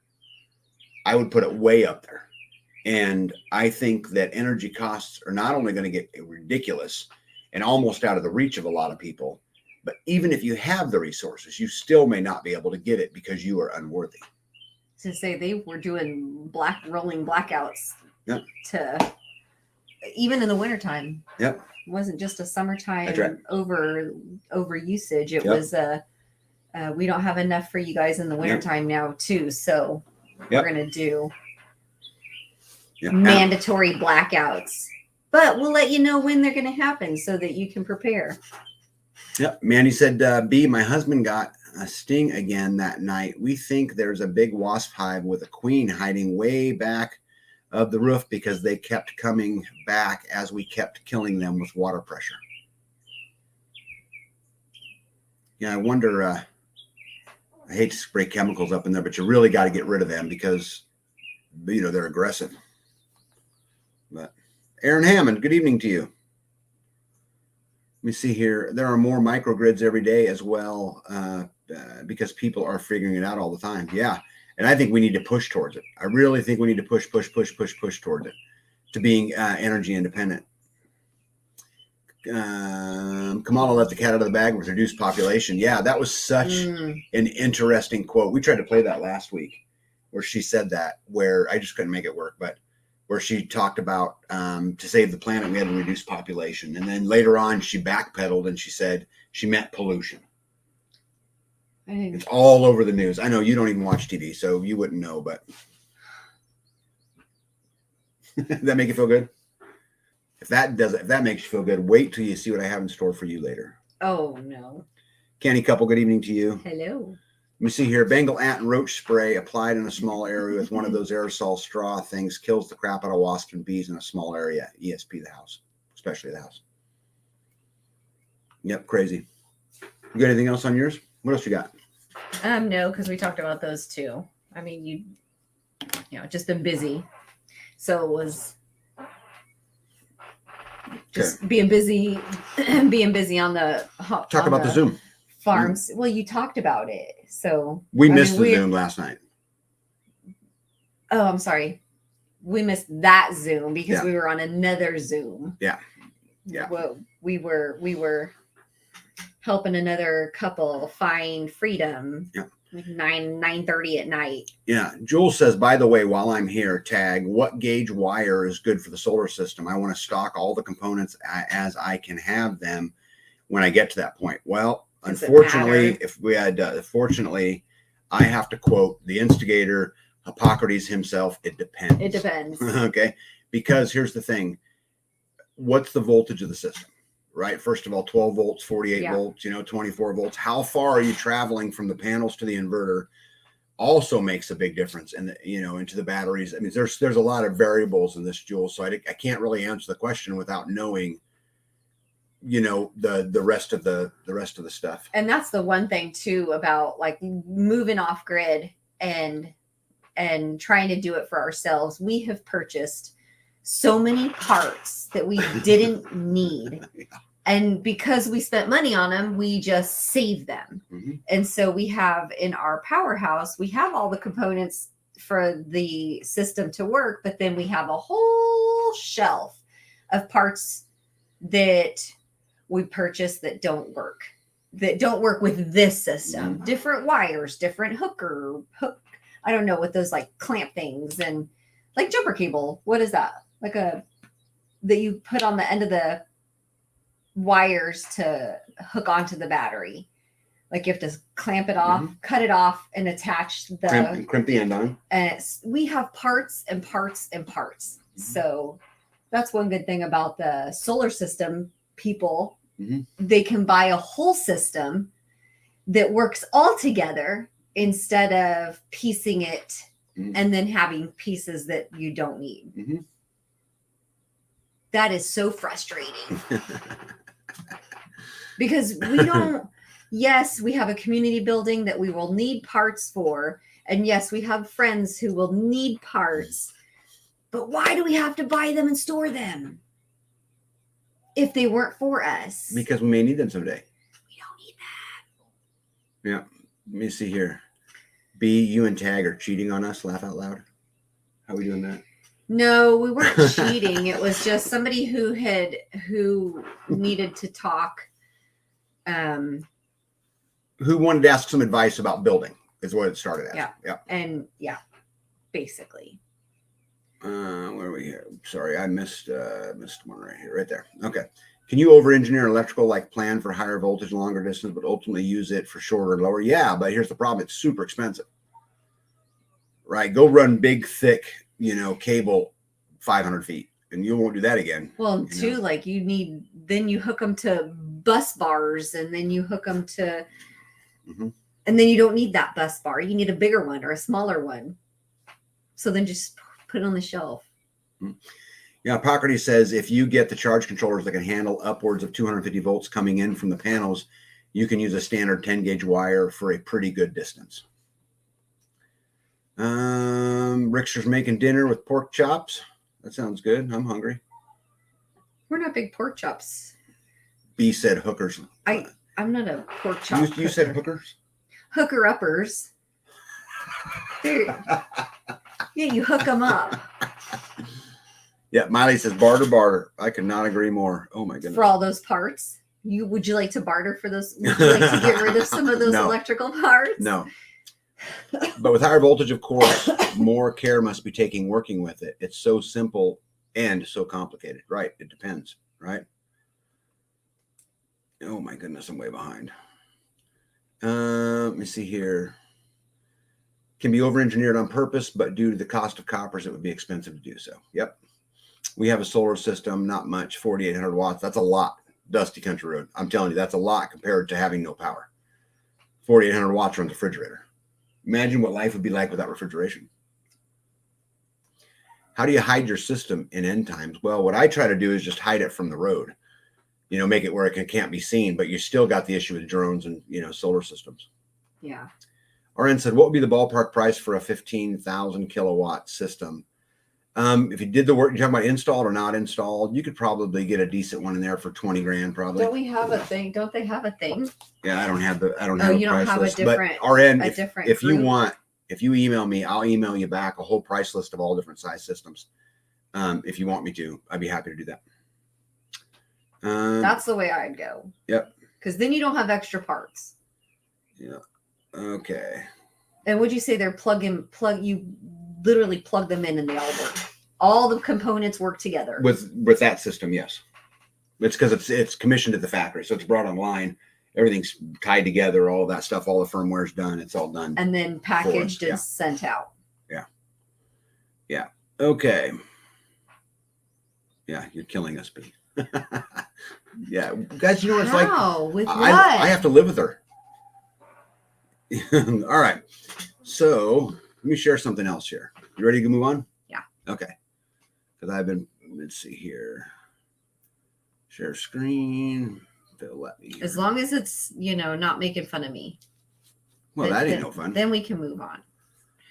Okay. Did you guys see this today? This might be the single biggest news to come in forever. Oh, FedNow is like PayPal. There's more to it than that, though. Okay, but basically, so what this article says is, okay, so FedNow launches today. What to know about the FedNow? And I'm not going to read this whole article, but we'll just kind of go through it. Was this today? This is today. Okay. And we knew this was coming. We've been talking about this forever and ever and ever. But basically, so the Federal Reserve officially launched its FedNow service Thursday, plugging into the world of real-time payments. FedNow is a new instant payment service offered by Central Bank that will let users and businesses send and receive money within seconds. So this is how they're selling it, is that you get paid seconds later, you're going to have your money. It's not 3 days later. It's not 3 days later. You're going to get it instantly. The service will operate at all times. So 365 days a year, 24 hours a day. Yep. Allowing people to access funds through their bank and credit unions immediately, no matter the time or day. Right? There's already real-time payment options in the U.S. Fed announced Thursday that 35 early adopter banks and credit unions are already set up to use FedNow as the Treasury Department's Bureau of Fiscal Service. Additionally, 16 service providers are equipped with supporting processing for the banks and credit unions. Okay, so here's the thing on this. So Wells Fargo, JP Morgan, US Bank Corp, for example, all the big banks came online with FedNow today. Okay, and if you guys have paid any attention at all to this whole story, they've been talking about how it's for the big banks, it's for these kind of things, right? And I mean, proof enough, right? Those big banks jump on, but they have to bring the big banks on and get them going before they can bring the little banks on, before they can, continue on. In 2013, if you guys Google Jerome Powell, FedNow 2013, so 10 years ago, he lays out, right, our Fed chair, the Fed chair today, he lays out how FedNow will work, how it will start for the companies and eventually trickle down to the populace, right? We've talked about the ESG. We've talked about the digital dollar, and guys, it's here. It started, officially launched today. FedNow will prove useful in a number of cases, according to the Fed, including by allowing people to pay bills at the last minute without incurring late fees and giving workers access to their paychecks in real time. Over time, as more banks choose to use this new tool, the benefits to individuals and businesses will include enabling a person to immediately receive a paycheck or a company to instantly access funds when an invoice is paid. Will the service eventually upend the established payments infrastructure in the U.S.? There are some doubts on Wall Street, especially at this early stage, right? Because they're playing it down. They also talk about, in contrast, the current system, which is centered on Visa, MasterCard, et cetera, is all about incentives. And the Fed says that they will use incentives to bring people to use FedNow. So anyway, I'm going to get rid of this screen here real quick. And what kind of incentives could they we're use talk to about get that. people to use it? Okay, so use it for free? Okay, so let's suppose in a crazy, crazy world that the threat of nuclear war, the threat of Chinese spy balloons, the threat of the next pandemic, the economy crashing, everybody's hurting, The economy's falling. And the government says, we must act now. We must come to the aid. We're going to do it through FedNow. Everybody's getting $5,000. All I need you to do is download the app. It's going to scan your eye for your protection, and you get a free $5,000. Welcome to the FedNow system. What do you think? They're going to pay. That's the incentives. Of course they're going to pay you to do it. Of course they are. It's just digits in a computer. Of course they are. It'd be the easiest thing. What percentage of the population here, but before I go on and answer the question, what percentage of the population do you guys think would allow their eyes to be scanned and would download the app and would give up their freedoms for $5,000? Well, especially if they think like, I'm not giving up my freedoms. I'm gaining freedoms. I get to transfer money instantly and pay my kids their Christmas money instantly. Boop, boop, boop. With I don't even have to go to the bank to get them cash now. I could just send them money. What is it? FedNow? FedNow them money. But what's interesting is a couple other things they're talking about in this, and it's going to be interesting to listen to the numbers. Huh? Yeah, 50%, 90%, 80%, 75%, right? So they're also talking about, along with this, the eye scan, right, to make sure that it's you. There's been some words coming out about the world coin, and that how FedNow, as this thing launches, that the one world currency is here, and it'll be done through what's called a world coin. Now, this is a fairly new, or at least it's new to me, at least as far as the conversations go. And that, let's look at 99%, 90%, 99%. For $5,000. For $5,000, someone would give up their freedom. And guys, it's giving up your freedom. I'll explain kind of what I mean by that. I'm glad I took notes. So a couple things that it will do. So as soon as we start using FedNow, there's a couple things that are going to happen. But guys, understand the federal government plays the long game. They don't play the short game, right? So right now it's JP Morgan, it's US Bank, it's these, and that's going to begin to trickle down in their efforts to get rid of the bankers, the small banks, right? And it'll eventually get to us. It might be a year from now, but it is on its way, and it is here right now today. So the first thing it will do is micro taxation. And so when you go, no matter what you buy, you go to a garage sale, you'll walk up to the lady at the garage sale and you'll say, hey, how much is this? She'll say 50 cents, and you'll touch phones and you made the transaction, which then is taxed as sales tax, right? Right. So you're not going to be able to buy anything tax-free. You're going to lose your freedoms in this, because what's going to happen is they can put money in there, but they can also take money out of there, right? Right. They're going to be able to control that. So what happens if you say something like Biden's an idiot, right? COVID was a scam. These wars are fictitious and therefore were no other purpose than, cleaning dirty money overseas. You start saying that kind of stuff, and all of a sudden they're going to control what you can buy and what you can't buy. You like to homestead. You like to grow a garden. What if you couldn't buy? What if you couldn't buy seeds? Right. What if you couldn't buy ammunition? Right. See, you're giving up the freedoms. You're giving them the control to be able to do all of these things, whether they will, whether they won't, right? But you're giving up that control to do that. To me, what this does is this signifies that this is really the big first public step in that whole new world order, that one world government, right? If you could get the finances squared away, everyone's doing business under the same system, everything works, I think this would go. And what's crazy is that this was 13 years ago or 10 years ago, you said. No, this article was just today. This happened today. But what I'm talking about, the guy in charge of the Fed, right, Jerome Powell, talked about it 10 years ago. 10 years ago, he talked about how the whole system was going to get laid out. If I tried to figure out how to play the video, I was going to play him talking about how it goes through the banks and eventually ends up with the people. And then Maxine Waters last week. And how funny is this? Just a couple days before the FedNow becoming live, right? Maxine Waters, a reporter, was asking her, man, what do you think about the ESG system? It's really getting a lot of negative press. And she says, yeah. And it's really unfortunate because everyone's going to participate. It's here and you're doing it. Yeah. Right. Good thing she said it before Yep. She's like, oh, brace yourself. Yeah. Not only can they limit what you buy, but they're going to be able to limit the amount you buy. Yep.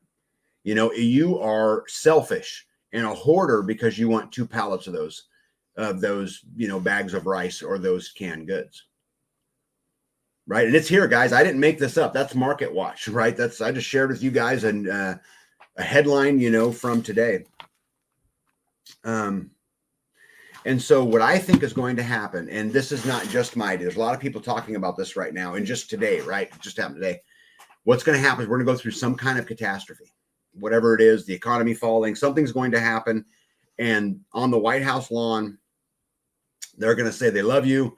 They're going to say they're here to protect you. They're going to say they've got to stick some money out. We've got to do some stimulus. We've got to do something to heal the economy, to help these poor people who can't pay their bills. And all you got to do is download the app, scan your eye. And we'll give you money. And we'll give you money. Isn't that exciting? Let's get through some comments, because there's been so many people will be okay with that. So many people are going to jump at that. Isn't that crazy? There's so many comments in here. Okay, I'm going to try to get some of them here. I think most people have less than $200 saved, so $5,000 seems like a fortune. Yeah.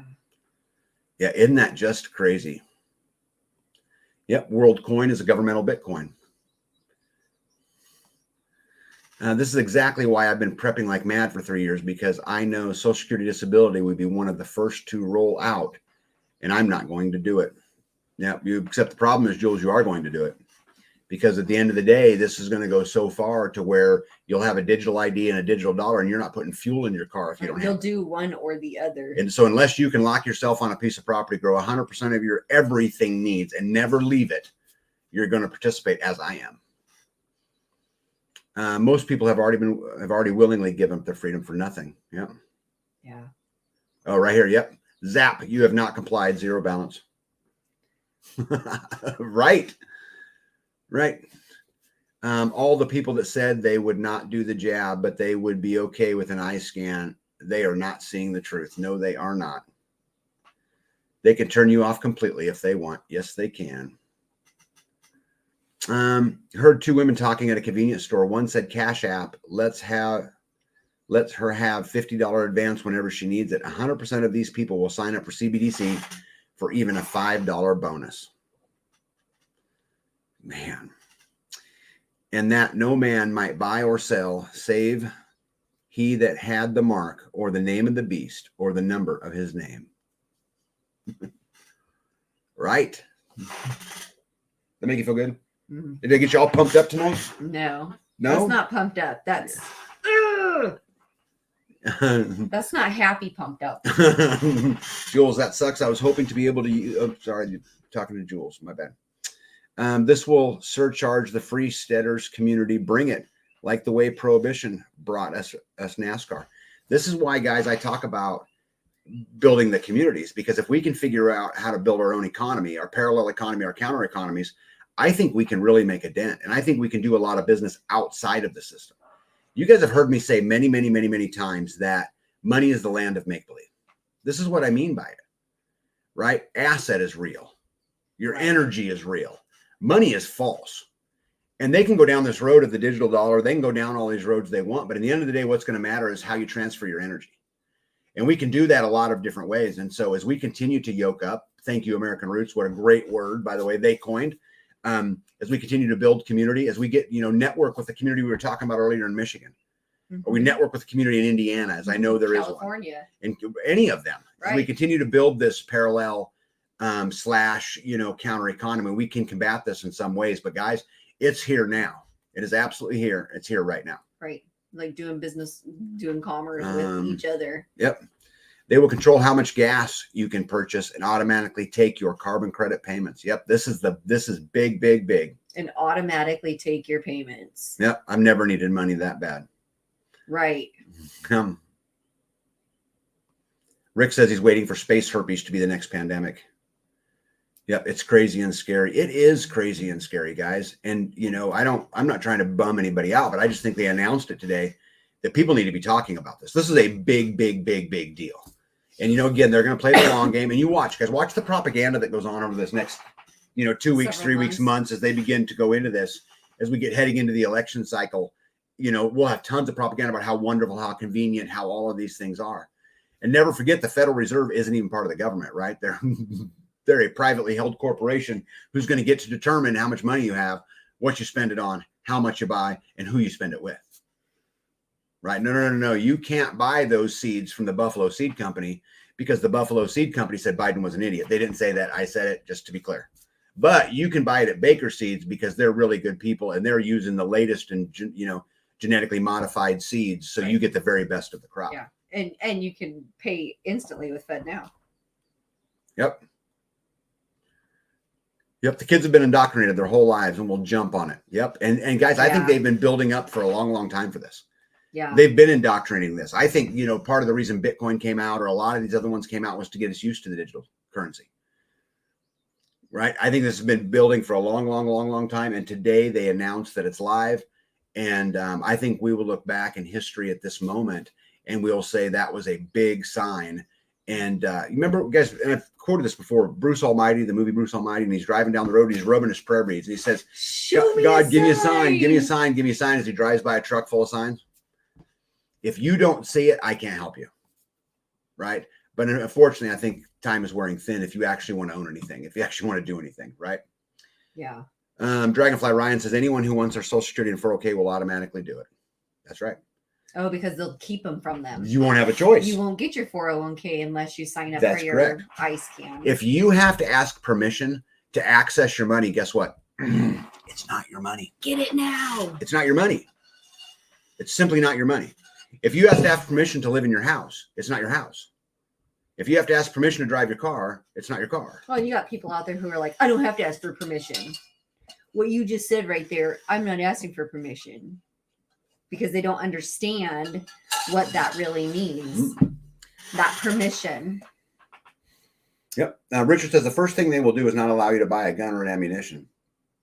Yeah, see, I think,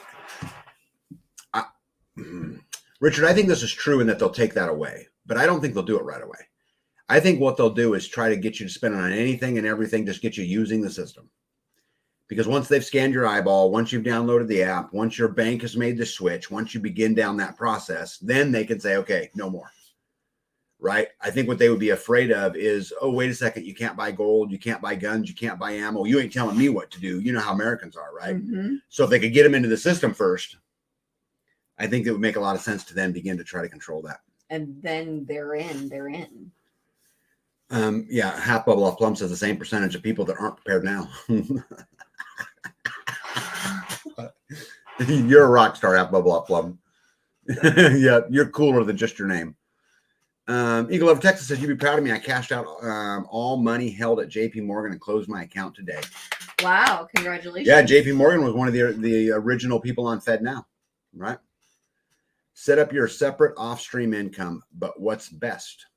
Yeah, see, this is interesting because, I hear a lot of people, Economic Ninja and a lot of these guys out there talking about open a business, be an entrepreneur, get more income streams. But if the income that's coming from them has to run through the system, it can be held hostage like everything else. So did you really do anything by doing it? What I'm going to try to do personally, and I'm not giving financial advice because I'm not a financial advisor and blah, blah, blah. But I think what I'm going to try to do is to create as much counter economy as I can. Because I think at the end of the day, we're all going to participate in it to some degree. And well, they may even be like, we don't accept. Okay, so you want to be a landowner? We don't accept payments other than right. You want to pay your taxes? FedNow. You have to pay them at FedNow. Which then you would have. I mean, are you going to give up your house and walk away from it?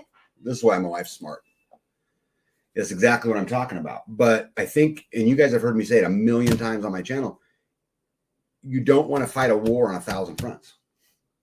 You want to minimize those fronts the best you can. And so I'm going to use my resources, every single resource that I have, I'm going to use right now. And I'm going to use it right now on limiting those fronts they can attack me on. We've come a long way here at the farm, but we're going to come even farther. I'm worried about this. I think this is absolutely significant. They gave out donuts for the poke, so maybe a dozen for signing up for the new monetary system.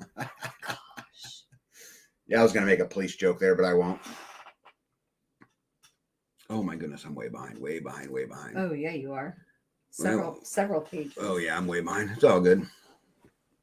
You see here, Freesteader Radio would be a real good idea. Think ham and CB bands. I would be super willing to promote it, to encourage it. The problem is I don't have the bandwidth. Keeping freesteading up and running and then keeping my homestead up and running, and then my other things that I do to keep life alive here, I just don't have time anymore. And then adding all the homesteads that are out here, which we're always doing stuff together. It's just, I just don't have the bandwidth. But Big Kid, I think Freestead Radio would be a great idea. Tag what equals buy equals trade equals sell. This is a big math problem. It's a huge math problem if you're using their math. I think it's a simple math problem, you know, if we're doing it amongst ourselves, right? If we're cordial. We joked about it all the time about how many chickens does it take to buy a turkey? Yeah. You know? Where do I sign up as a net positive carbon creditor since I have trees? Yeah, well, maybe, and Grateful Hearts, I think maybe brings up a good point here. Maybe the system could be manipulated. Maybe by having solar and by having a lot of trees and by having a low carbon footprint, you win some in it. But to me, that would seem that if that was true, then maybe their motives really was just to clean the world and to, you know, take care of global warming or climate change or whatever it is you want to call it. But my opinion is this is all political. This is all about greed and corruption. And so you're only going to win if you're on the right political party, in my opinion. Yep, Federal Reserve has nothing to do with federal, and it has no reserves. Yep. Baker Creek is not using GMO, just to clarify that too. Faith, thank you. I wasn't picking on Baker Creek. It's just the first one that came to my mind. So yes, I'm nothing negative about Baker Creek. I've had no issues with them, no problems. Thank you, Faith. Thank you. Seriously though, I order to connect communities at a distance. What is the backup and tertiary communication systems? Gotta love communications. You know, there's a guy named John Jacob Schmidt who is up in, I want to say he's in Oregon or Idaho. No, he's in Idaho. Anyway, he formed a thing called the American Readout. And so the Readout radio system is a bunch of ham radio operators who created this alternative communication system called the American Free Readout. And anyway, we need to have them pop up everywhere. The problem is that what we need 1,000 people charging the hill, where all of us can take on another role. You know, you guys heard me talk about earlier about how one homestead puts on the Northeast Kansas Friends get-togethers, and 2 other community members put on the Midwest Preparedness Project, and 2 other community members put on the Free Man Festivus. And everybody kind of takes this role in trying to fix it and trying to build it. We need ham radio. We need someone to take communications on as the lead, because if I can't do it all, guys, I just don't have the bandwidth. You know, I'm up early and to bed late every single day. So I know a guy in Kansas City who's doing he came to the last Friends meeting, right? The guy, he was doing classes. Yeah. Radio Paratus. Yeah. Yeah. It's Daniel and Revelation coming to pass. We are living in end times. I actually agree with that. Eagle Lover says she's taking the ham radio now. Cool. Good. Sleepy Joe is the perfect salesman. Thank God I transferred my Navy check to my local credit union Monday. Free men don't ask permission. I think this is really the main point, is that I don't want to fight with them. I just want to ignore them. You know, I want to try to build it for ourselves, I think. And I think we can do it, you know, but babe, it's hard. I think. Well, this is the thing, is it's not easy. There's so many things to think about. I mean, just something so simple as, how do I get parts for a right or whatever? I mean, this is not a simple thing. Oh my God, I haven't even come close. This must have been a good topic. Okay, the checking account was the foundation of starting the cashless society. I would agree with that. They will make sure everyone has a phone for CBDC, and maybe this is why Obama phones came. Right? I thought they're not doing the Obama phones anymore, right? Those are already done. I think they're still alive and well under a new name. Oh. Yeah. Yeah. I cashed out a lot of money for my 401k last year, and it took 2 weeks to clear. Yeah. Yeah. Jamie Dimon is one of the head demons for the Fed banking cabal. Who trusts who? Well, that's a hard one. Yeah. Jamie Dimon has been talking about seizing personal property. Seizing personal property. Yeah. Lovely. So you don't play, they shut you off, no money, can't pay property tax, and they take your home. Exactly. Easy. Exactly. This is exactly why I say that everyone's going to participate. You know, they're gonna break you all down and all that. The question is, can we participate in it in just a minute manner for the things that we need to participate in and get everything else out of it and actually own some assets, you know, maybe.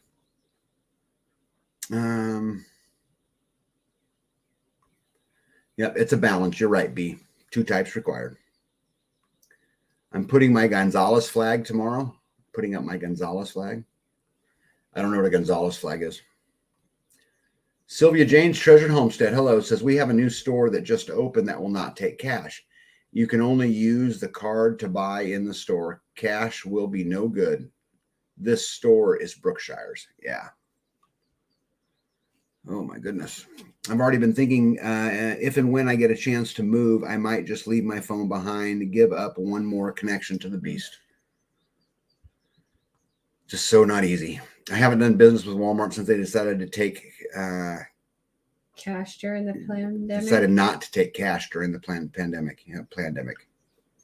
I didn't know Walmart was not taking cash. Yeah, how? Yeah, because you don't ever leave the farm. Mm-hmm. You have to actually get out. You know.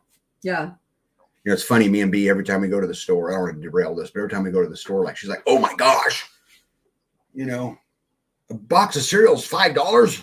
I'm like, babe, it's been $5 for a while. You know, because like what I'm out a lot, and so I don't really notice the small increments. You go out, not very much. And so I have a pantry, so and when you're I like, have to buy what? something, I'm like, this is ridiculous. How do you, as a small person, sell C6 credits? How do you, as a small person, sell C6 credits? I have no idea. I must be slow tonight. CBDC has expiration dates you're not allowed to save. Jingleheimer. Yep. John Jacob Jingleheimer Schmidt. He goes by John Jacob Schmidt. He's actually a former soldier. That's just the name that he uses. Soon, I bet you'll have to register your solar system. Yep. See, this is the thing, though. This is the one thing that I would argue that makes things different is that I own my solar system. And so could they make me register it? Well, with the right pressure through another front. Yeah.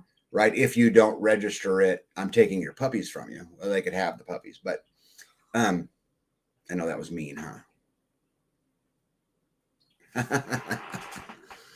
Okay, let me see. AI can already pick out who has solar very easily from satellite photos. Yeah, no doubt. But it's not connected to anything, and my home's not connected to anything. And maybe I'm living in La La Land, but I would think that would help. Hey, Gizmo, would it be a good idea to purchase items with a prepaid debit card bought with cash? Same tracking, though. Because now with FedNow, what's going to happen is instead of like when you use a Visa card, a prepaid debit card that's Visa, for example, and you swipe that information, then Visa then sends the money to that creditor or to that whoever you spent the money with, right? But now it's going to go through FedNow.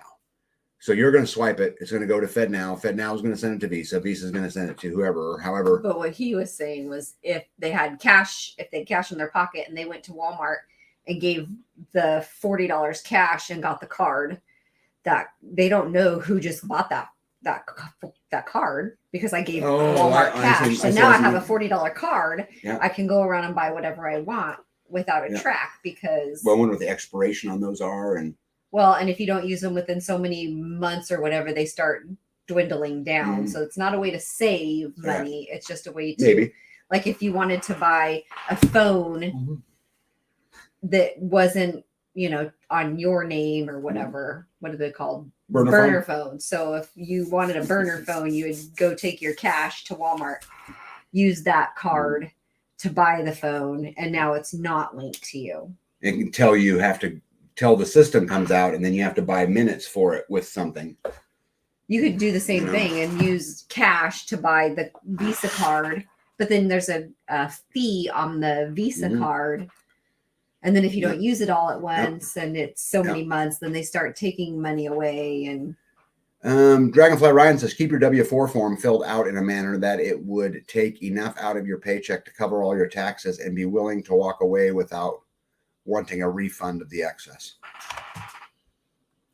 Question. My 401k is still locked up in private investment. They said if I take them out early, I will lose more than half of my original principal. Is this true? No. That makes absolutely no sense to me. Unless, well, I mean, it depends though, right? I mean, if the markets, if your particular 401k has lost that much value and you take it out and then you get a 10% penalty or whatever it is, then that equals less than half, maybe. So if the value of the stock is down and then they charge your fees, the fees on top of it, could be down to less than what you put in. Yeah, because there's tax penalties. But here's the thing, Mandy, and you and I have talked about this before. If I was in your shoes and you were having a hard time, the first thing I would do is I would move my custodian. I'd move my 401k from whoever's managing it now. I would move it somewhere else because there's no penalty to do that, none of that stuff, and see if you can get some better advice or someone who's actually willing to help you.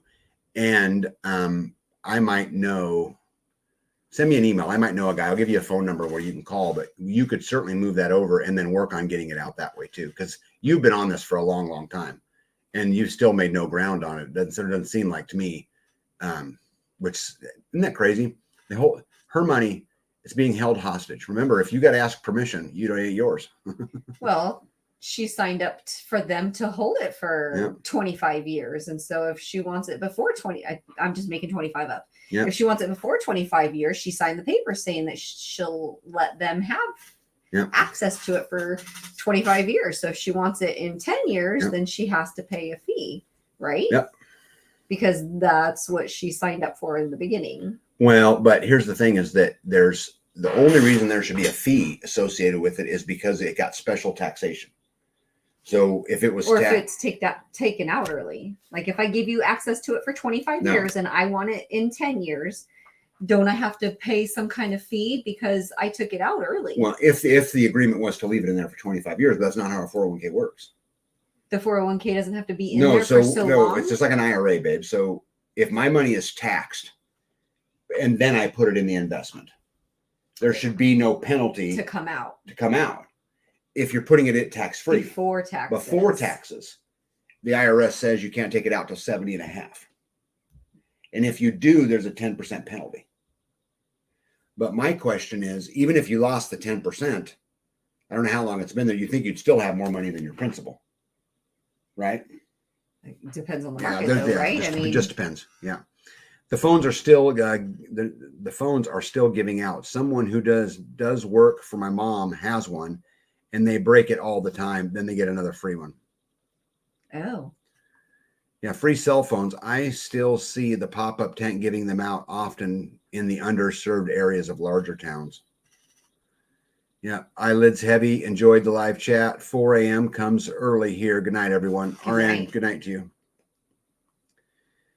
And on the tent for the free phone, it says no ID needed. Yeah, much like the ballot box.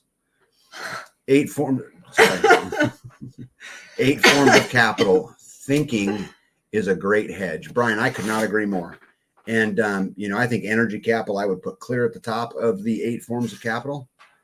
Clear at the top.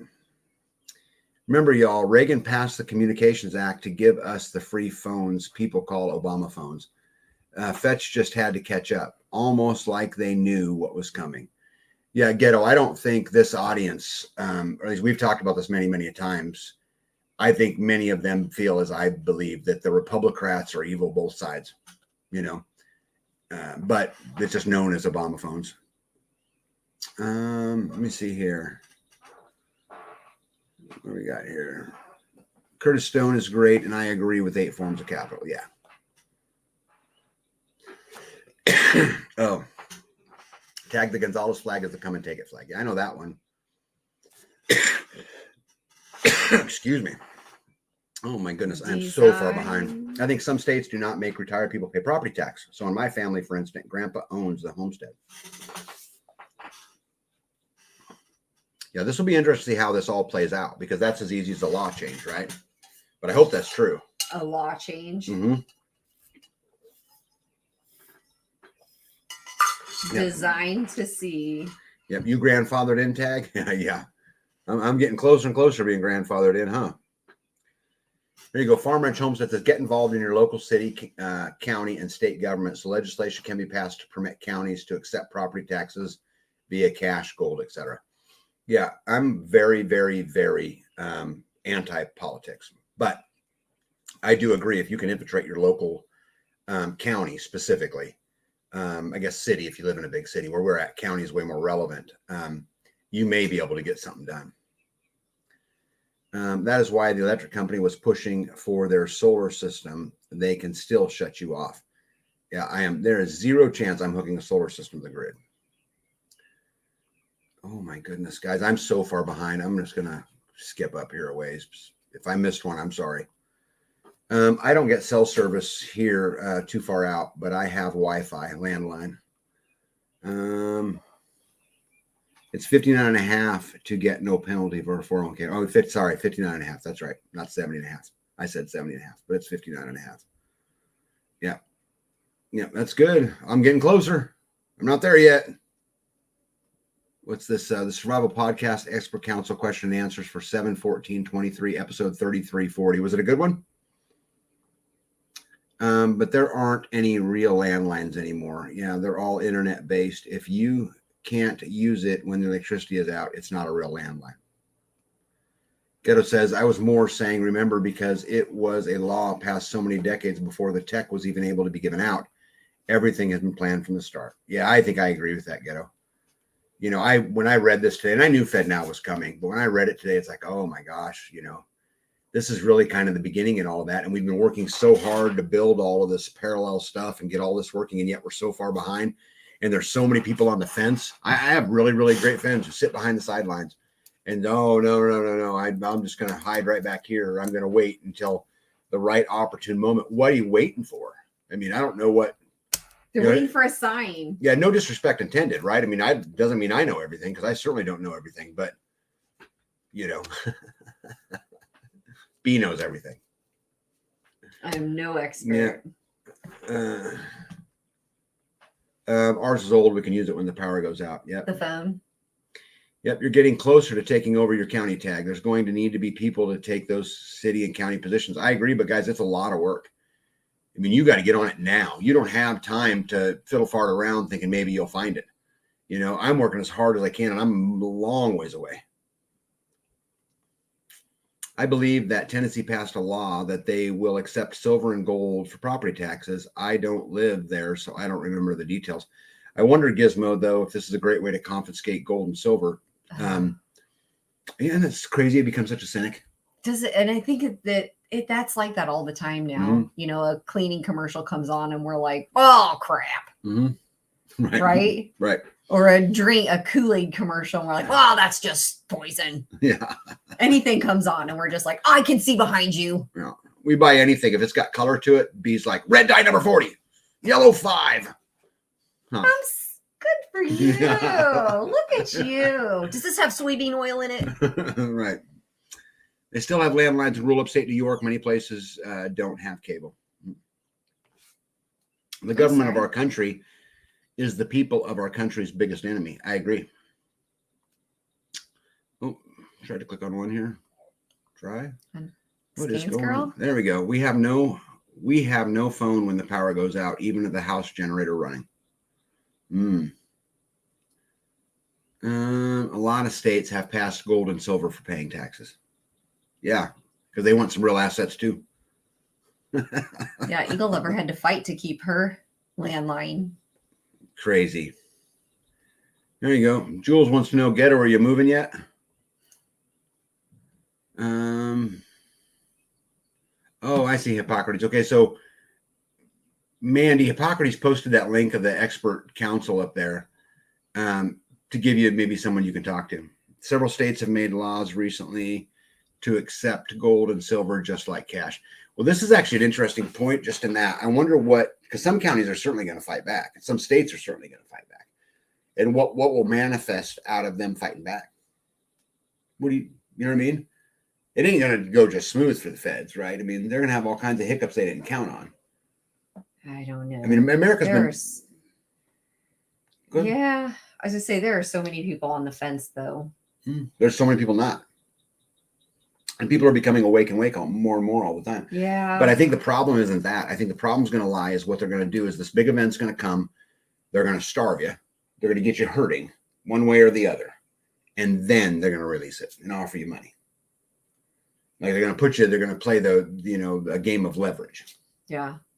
Let us help you. Let us help you. And, it's easy to talk big and bad, right? Right up to the time you're hungry. I was going to say, as long as you're full. Right. I mean, it's really hard after that. Not saying we can't, just saying that it's, Yeah. Let me see. People on the fence are going to get splinters in uncomfortable places eventually. Mm-hmm. Yeah. Yeah. Florida supposedly banned CBDC, but even that, I think the federal government is going to be able to play hardball with Florida. Let's say Florida does that. Then the federal government will say, that's fine. You can conduct no business out of your state. There you go. Hope you can get all the things you need in your state because you're not trading outside of your state. And now that is not true if then Georgia follows suit. And now Georgia and Florida can, which then you get closer and closer to civil war and, all these other problems, come up. But I promise you guys, there are things that the feds are not counting on. They're not counting on people taking a stand. They're not counting on people creating something for themselves. Did you just hear of one of the states seceding from the union? Yeah, there's two of them that have been talked about. Texas has been on the news about it. Texas, but also Idaho is talking. Not Idaho, Oregon, about separating into because it's very red and blue. They want to become another state. Yeah, the state of liberty. Okay, now I thought they were joining another state. No, somebody is joining the next state over. That's I don't built, remember who it was. If you guys go to Radio Free Redoubt, that's built around John Jacob. Like he's all wrapped up in that whole thing. And I don't know. I haven't followed in a long time, so I'm not really sure where they're at on that. Starla, good night for you. You have to decide if your state is truly fighting back or if they are just using it to collect their own gold and silver. That's what I would say. Right. Well, everybody wants that. I'm telling you, everybody wants assets. Right? Asset. Build up your skills, be part. They'll be part of your barter energy, no doubt. One day people will realize a lot of random things in nature will feed them, i.e. the inner bark of a pine tree. Mm. Yep. And when the public schools and colleges can't get federal money, they will push the local and state governments to be realistic and accept CBDC. Yeah, that's what I'm saying. They'll put all kinds of pressure on them from the outside. It's easy to stand at a podium. Right? You're talking about Idaho and Oregon B, I believe. Yeah. I thought it was Oregon that was splitting off, but maybe they were joining. Thank you, Ghetto. Hey, Matthew. Good evening to you. Let me see here. Sorry, I skipped it. Yeah, talk about some counties in Oregon wanting to join Idaho. Maybe that's what it is. Yeah. And I think it was called the State of Liberty or something like that. What was his name? Matt was his first name. He was a state representative up there. And then John Jacob Schmidt and a bunch of other people up there were working on that. Yeah, it's the Greater Idaho Project. The state of Jefferson, there you go, is the proposal for Eastern or Northern California, Western Idaho, and Western Oregon. The state of Jefferson, there you go. Yeah, Kelly, Oregon. Yes, part of Oregon was talking about Idaho, yeah. It's a slow burn, but it's speeding up. Well, what I'm worried about, guys, is they're going to get this thing. They've been going slow for a long time, but they're going to get this thing in through the middle of the night. And then we're going to wake up one day and our ability to go attack and our ability to get free is going to be super diminished. I mean, if the only way you can take payments is through the federal government, how are you ever going to buy land? Right? How are we ever going to buy chicken food? How are we ever going to buy whatever the things is that we need? This worries me. And I knew this was coming, but I spent all day thinking about this today. Skane's girl says, wish I did. It has a separate, I'm sorry. You guys were talking together. Anyway, they just had a case issued in the last couple of days that school funding is being pulled if they don't want to leave certain books and curriculum in the program. Yep. And the schools will fold typically because of the money. So imagine what happens when we get, central banks, right? Which reminds me of an old, very bad joke about why there was never a Miss Ebonics pageant. No one wanted to be Miss Idaho. Oh my God. Oh my God. That's why having our own assets is now important. Guys, assets. I've told people for a lot of years, that, and, Garrett and Angela on Grumpy Acres talk about this from time to time, about how our challenge should be income poor and asset rich. And, how do we get there, right? Because income coming in, it's got to flow through some system, you know. And even if they write you a personal check, it's still going to the bank when you cash it. So I think we really got to work hard on getting just getting assets, and you know, getting out of debt if you can get out of debt. You know, building up a real asset. I have family in Northern California, and the signs have been up for years around Nevada City, Grass Valley, California, in that area. They have us over a bell, choices to be made at some point. Well, I think the choice needs to be made now. I think we got to pick a side, you know, and either you're freedom loving and you're willing to stand up and do something about it, or you're part of the problem and you're on the other side. I mean, I don't know, you know, it's just, this stuff is insane, and it's only going to get worse. This whole FedNow thing, guys, is a big deal. It may very well go down as when people look back over all these years, they may look at that moment today as that was the tipping point. Maybe we don't have a choice but to join other states. When the Cascadia subduction zone goes off, I think there's over 24 states that have an emergency fund for when the great quake hits us. That's kind of been, you know, but we talk about the feds don't know everything, and there's things that they can't count on, and that might be one of them, right? Yay, Porterhouse and Teal is here. Another great channel, kind of the compost king, that guy is. And I'm assuming it's Porterhouse. He says, life was better before the internet. Prove me wrong. I can't, bud. I absolutely cannot.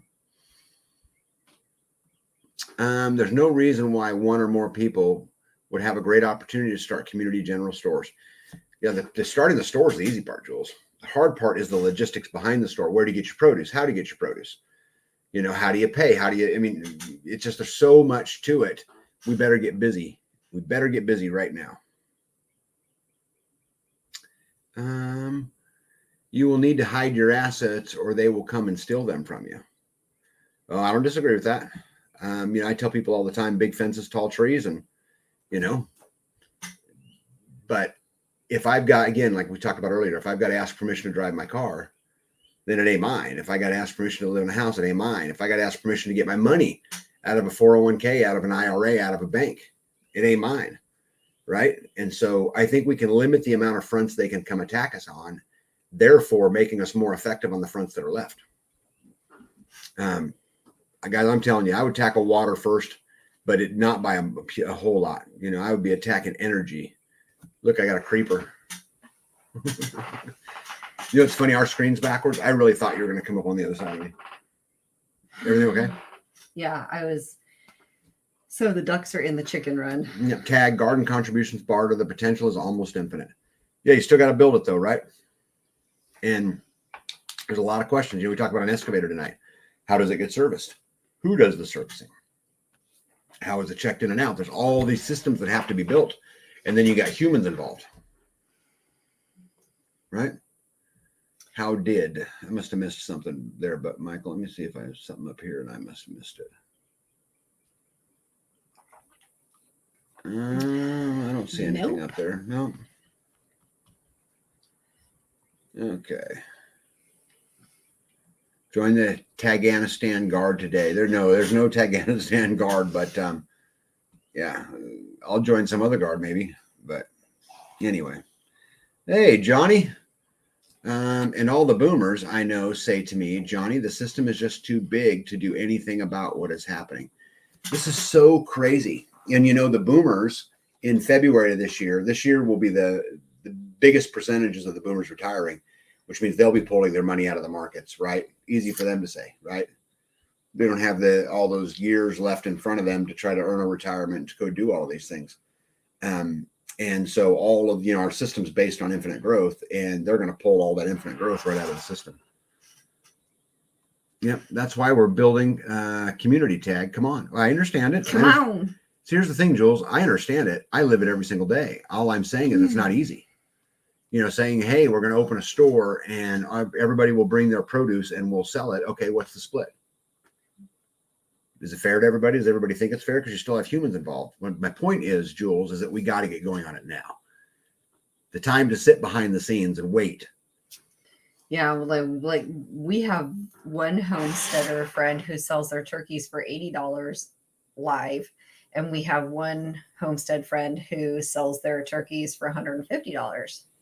So it's hard to trade and use that as currency when it's such a difference. Yeah. Yeah. That's humans. Pockers wants to know how many barrels of hydraulic oil do I have for that machine? Well, I'm going to have to raise my storage because of the new machine, but I think I have 7 6-gallon buckets is what I think, new ones is what I think I got in there. And then I got like half of one that I've been working on, but I think. With y'all excavator, 1 or 2 designated operators would be a real good idea to keep that machine fair condition and know its limits, except here's the problem. Everybody's busy. Yeah. And then someone buys in and we only have 2 designated operators and that operator can't get there for 3 weeks because they're trying to build a house and now someone feels slighted.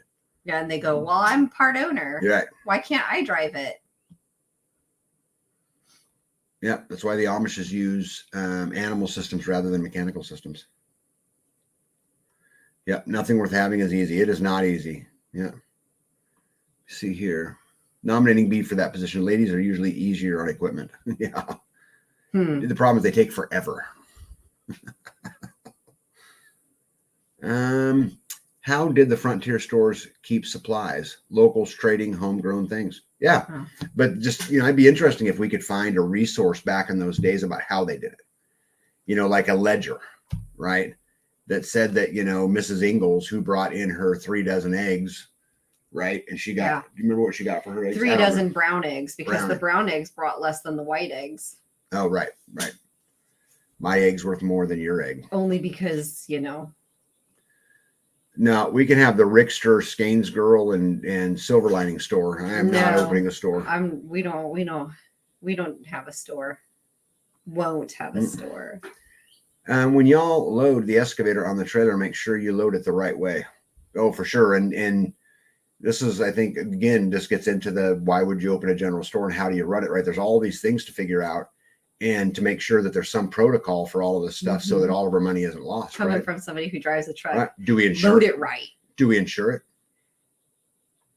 Right? I hate insurance and I come from that world. Yeah. But if someone is negligible, or they bury the hoe in the mud and kick out 3 of the windows and dent the door, then who's responsible to fix that? Yeah. Barring maybe the only way to get things you need in the future.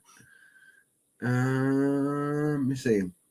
And there was a Sears catalog, maybe a Freesteaders catalog.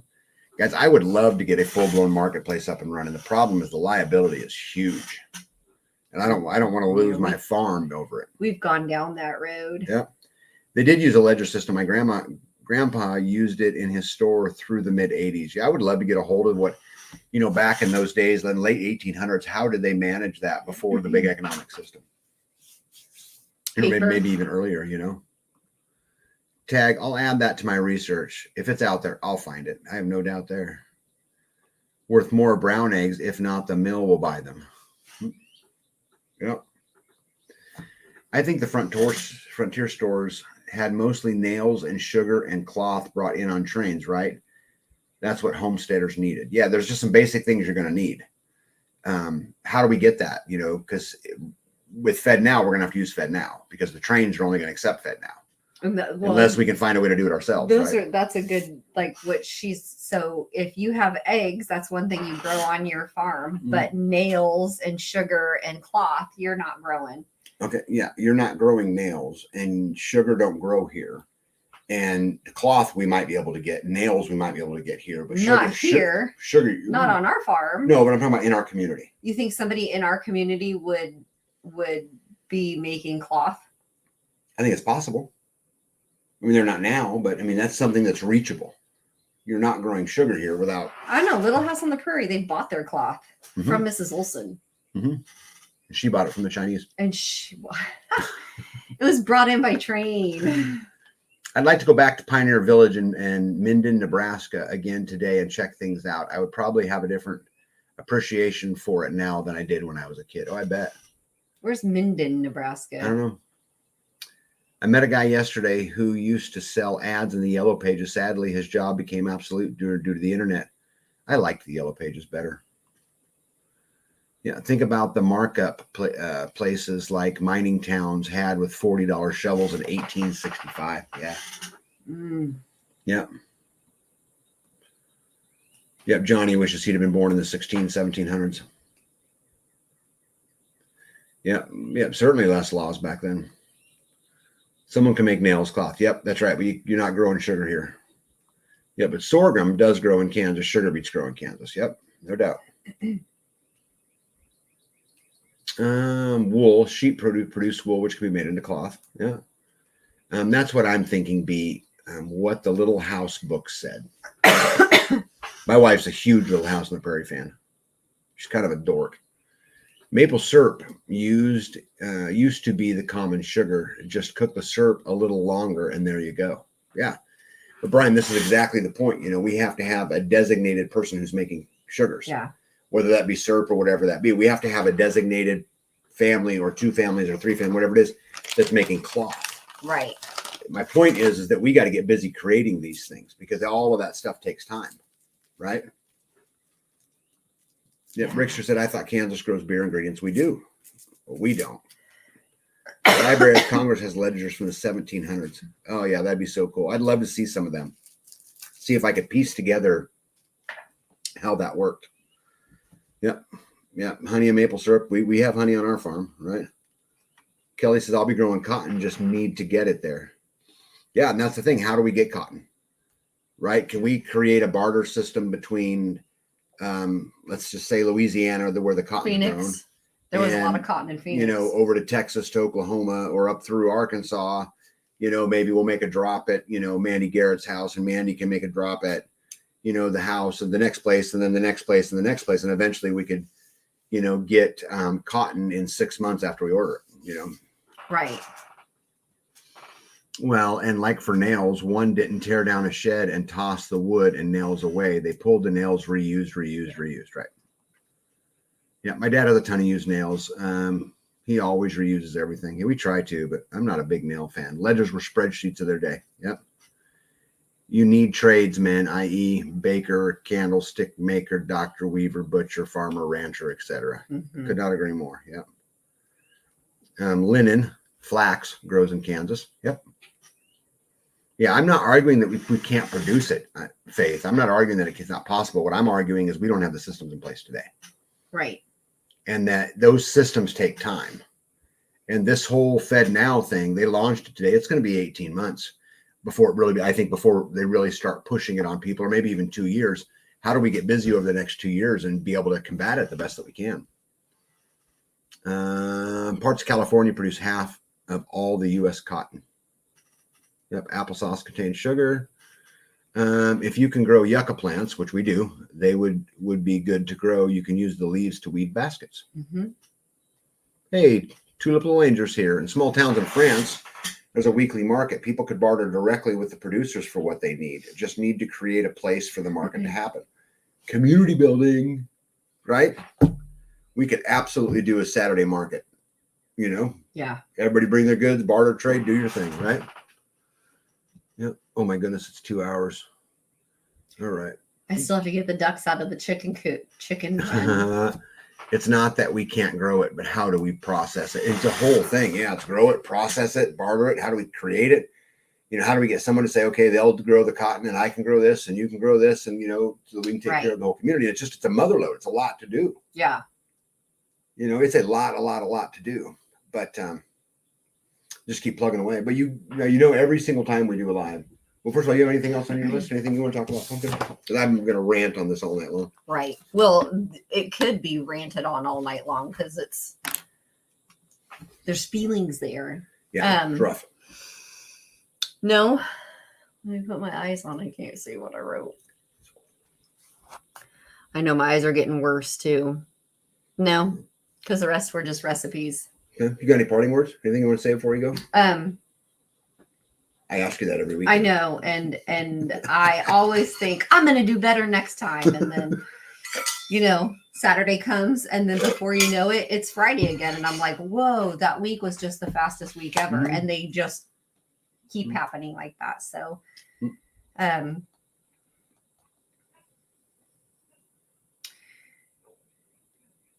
No. No.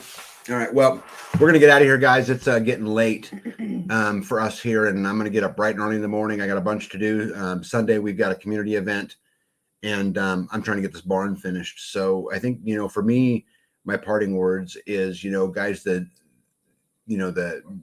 central bank digital dollar, the ESG scores, all of these things that are going on, they're not conspiracy theory. They're here today.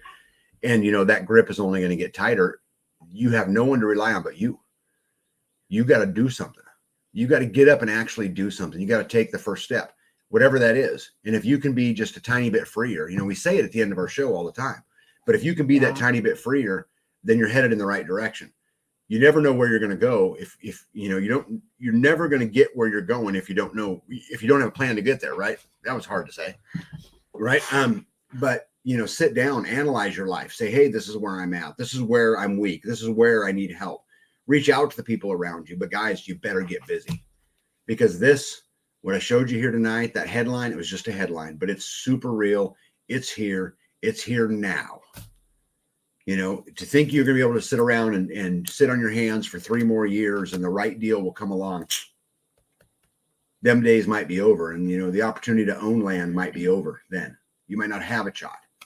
So I would encourage you guys to do all you can absolutely do, swing as hard as you can swing. And that's exactly what I'm going to go do. So I guess be a little freer today than you did yesterday. Hold the line. Don't give an inch. Tag out, be out. Be out. Okay. See you Friday.